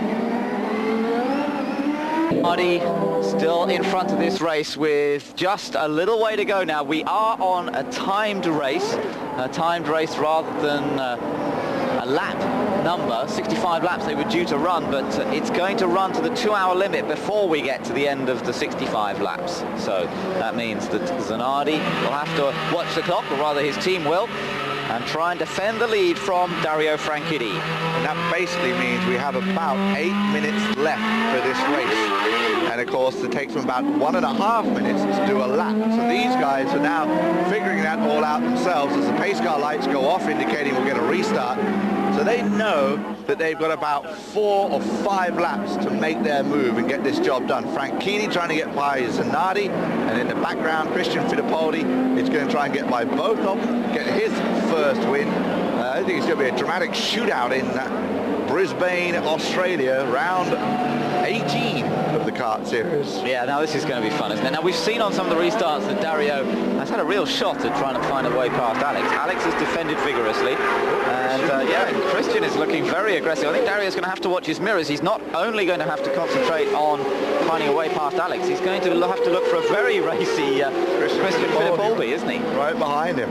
Yeah, then Alonso Jr., although he's actually a couple of laps down, so don't worry about him. In fact, he's 9 laps down now. Yeah, I think these three at the front of the pack are just going to disappear and have their own little battle for first, second and third. In the meantime, Pruitt in fourth, JJ Leto in fifth, looking for his best result. Canan in sixth, Fernandez in seventh, Carpentier in eighth, Moore in ninth, and then Michael Andretti rounds out the top 10. Done well to get back into the top 10 after his changing of a front wing and contact with Paul Tracy. That's right, but you mentioned JJ Leto there. Good point, that guy, because fifth position really would be a major boost for both the Finnish driver and for Hogan Racing. Let's see if he can hold on to that. Here we are then, getting into the closing stages. Zanardi heading for the green flag this time around, out of that final corner, laying the rubber down. Franchitti really put the power down. He did put it down early, got it slightly sideways. That'll give Zanardi the edge. Christian Fittipaldi dropped back a little bit. Probably had to react to what looked like Franchitti was going to be totally sideways. Zanardi zooms up and leads him again into the chicane, kicking up a lot of dust and dirt as they apex that one, or in fact actually destroy the apex off that curve. They really hit that curve hard. I do wonder whether... Oh, Christian got it sideways coming out there too. I do wonder whether they hit that curve that hard, that often, whether the suspension can stand it. Maybe that's what happened to Castroneves, but everybody else seems to be surviving, hitting the curbs that hard every single lap around, and Zanardi has maintained the edge over Dario Franchitti. Christian Fittipaldi in third. Now we hear that JJ Leto didn't stop on that last round. That's why he's moved up into fifth place. So JJ Leto did not put a splash of fuel in, and they are just hoping that they can make it through to the end without putting any more fuel. Worth the risk, I have to say, for Leto. But up front, the battle is between Zanardi and Franchitti. Now these guys did stop for fuel. One interesting thing is we've had 7 different winners in 7 different races here in Australia, and it looks like we're going to get another first-time winner here in Australia between Zanardi, Franchitti, or Fittipaldi. But Fittipaldi seems to have lost the chase just a little bit. Yes, he does, doesn't he? He couldn't stay with the pace of these two. Perhaps that Goodyear time not quite as sharp on the restart when it's not as up to temperature. They seem to be able to lap at the same pace once they are up to temperature. But the Firestone tyre, when it's not fully up to temperature, still seems to give the drivers massive amount of confidence. They really seem to be able to slide the car around on cold tyres, and that's what's happened here as Zanardi and Franchitti have just stormed away again as they go across the line. That's 59 laps in the book, but we're getting closer to the 6 minutes past the hour, which marks the 2-hour point in this race. They've got about 5 minutes of racing still to go here. They're only going to get in about 3 or 4 laps. 3 laps. Now the other crucial thing is, do they complete the 3rd lap right before the clock hits the 2-hour mark and then still have to do 1 more lap? It could be a lot like last year. We could see 2 white flags coming this year. Yeah, karts will be keen to put the the white flag out to indicate that last lap at the right time. But these two, oh no, what a shame. We've got a car off. It's Alex Barron who's off. Richie Hearn is also off. They've obviously had contact, and that means it's going to be yellow again. Oh, and it's one of the Newman Haas cars. I think it's Michael. Michael Andretti. Michael Andretti. That was the battle that was going on for around 10th position, and it looks as though all 3 of them have come to grief and that, of course, has brought out the full course yellow, and now we're in danger of it finishing for the second race in succession under yellow. I think that is going to be the case. There we see Alex Barron running away, or not running away, but running off the track. Richie Hearn is buried in the tyres, and I think his car is damaged, and Michael Andretti has obviously got damage to his car. And you can see these guys working furiously because they don't want the race to end under yellow if they can help it. And they really just want to get these cars parked off to the side and let the race for the win as we get a replay. Now, Barrett, that was a funny lose, wasn't it? That's something, it looked like something seized up to me on that one. It looked like the gearbox seized, and of course, I think the others just came around, had nowhere to go. I think Max Papis it was who squeezed through. Let's take another look at this from the camera just on the other side of the barrier. This should give us a good view. Now, watch this back end of, it just snaps halfway around. That's weird, because he's not on the power there. Hits the barrier, here come the others. Gordon, that is, yeah. Oh, and the others have spun sort of already in avoidance. Now, whether that was in avoidance, so let's have a look from Michael's car. What can we see from here? This is where we'll see it coming up. As you look forward, you can see Barron spinning. There you see him, Gordon slowing down. Michael slowed down and got hit from behind by Richie Hearn, which spun him around. I don't think there's any damage to Michael's car, and he may be able to get going again after we just complimented him on getting up to 10th. Here it is from Richie Hearn. And then you see him contact there. Yeah. That spins Michael around. Richie's got nowhere to go. He's all locked up, just headed for the tyre wall. And of course, Michael had backed off. And I think probably Richie couldn't see the incident happening. Wasn't expecting Michael to suddenly get out of the power. No, that's right. He was caught out by Michael slowing down. Richie wasn't seeing the incident further ahead. Michael's had a horrible day, hasn't he? not a lot of fun. We may get actually see a one-lap shootout. If they can quickly tow Alex's car away. Look at Michael, I mean, up to third, running great all day, then trouble with Paul and couldn't get by him, and then the contact with Paul Tracy, and then fixing the wing.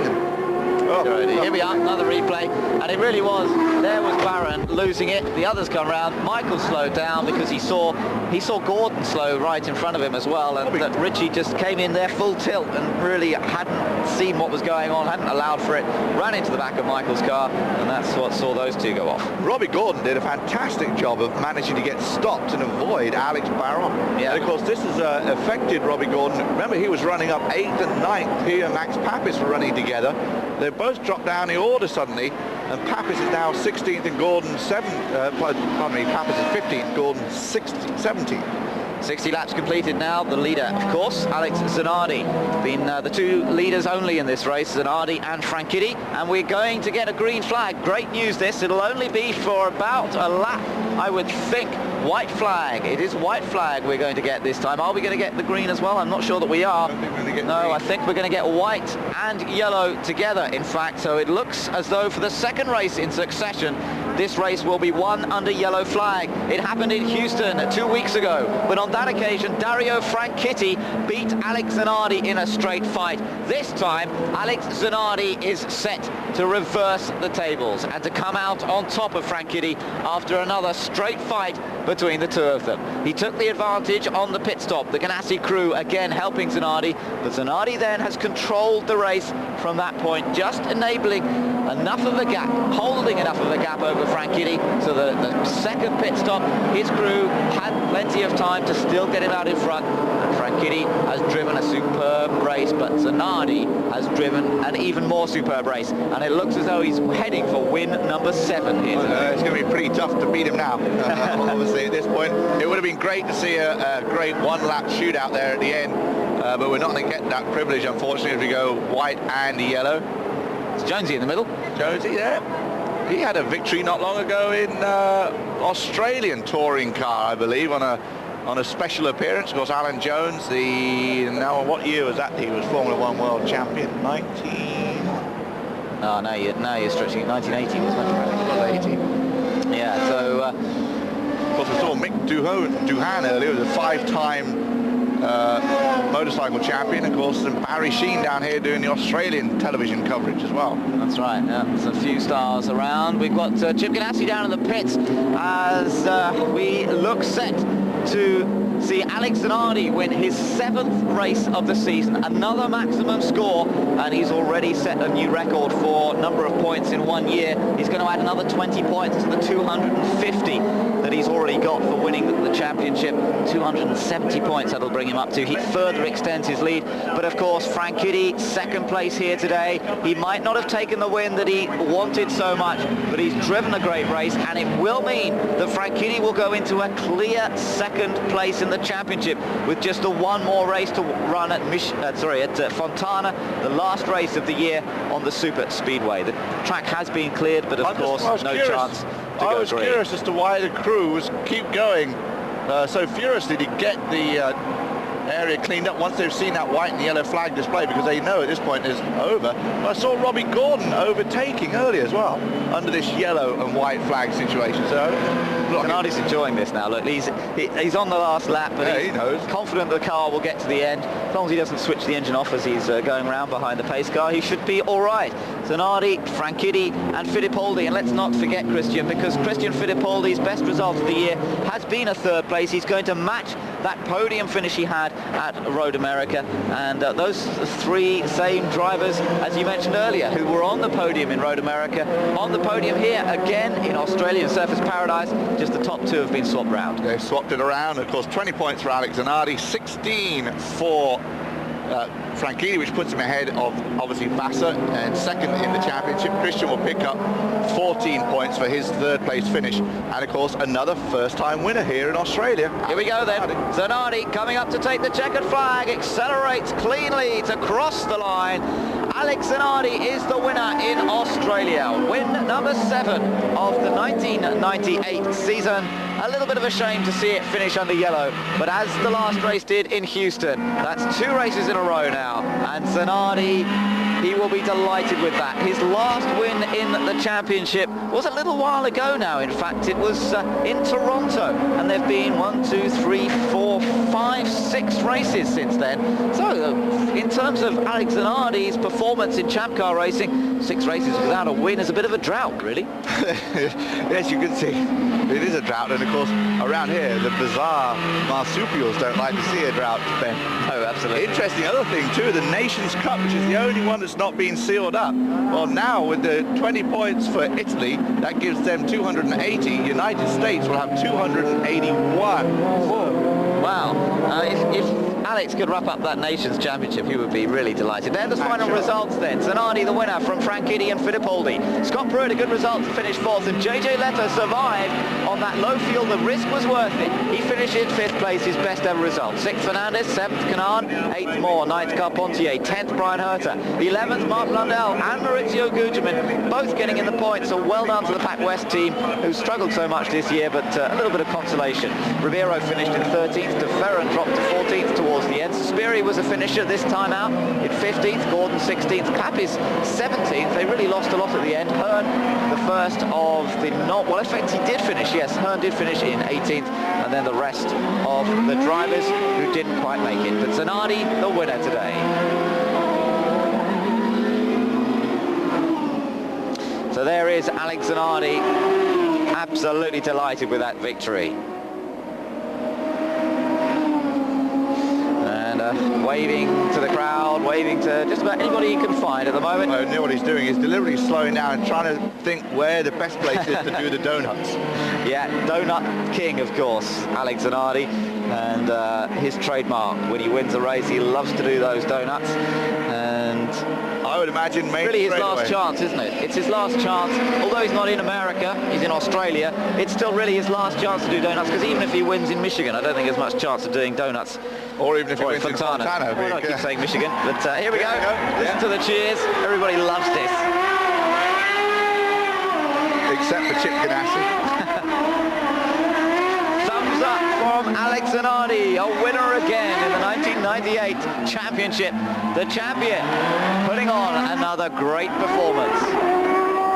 And the crowd just love him. What a star he's been of the Champ Car Series. What a loss he will be to the championship. There's no doubt that Alex Zanardi has become a star in the United States as a result of his performances in Champ Car racing, and he's a popular man in the paddock as well. Sometimes his driving, his aggressive driving puts the wind up other drivers, but He's a consistent finisher. It's not often that he doesn't finish a race. And he's never had, in the 3 years he's been racing with this team, he's never had a mechanical breakdown. Isn't that astonishing? And that is partially because he knows how to look after the car, except when he does the donuts. This will cause a mechanical breakdown. That's right. Touch and gearbox take a bit of a hammering on this one. But look at it, it's Look at the great. smoke there. And the sound of it as well. And of course, the one-handed. It's like an Australian huge crowd on hand here today. We'll have probably had one or two Fosters during the race. Just listen to the crowd, they love it. They do love it, and that's brilliant. So Alex Zanardi, the winner in Australia, the champion, going out on a high note with one race still to go.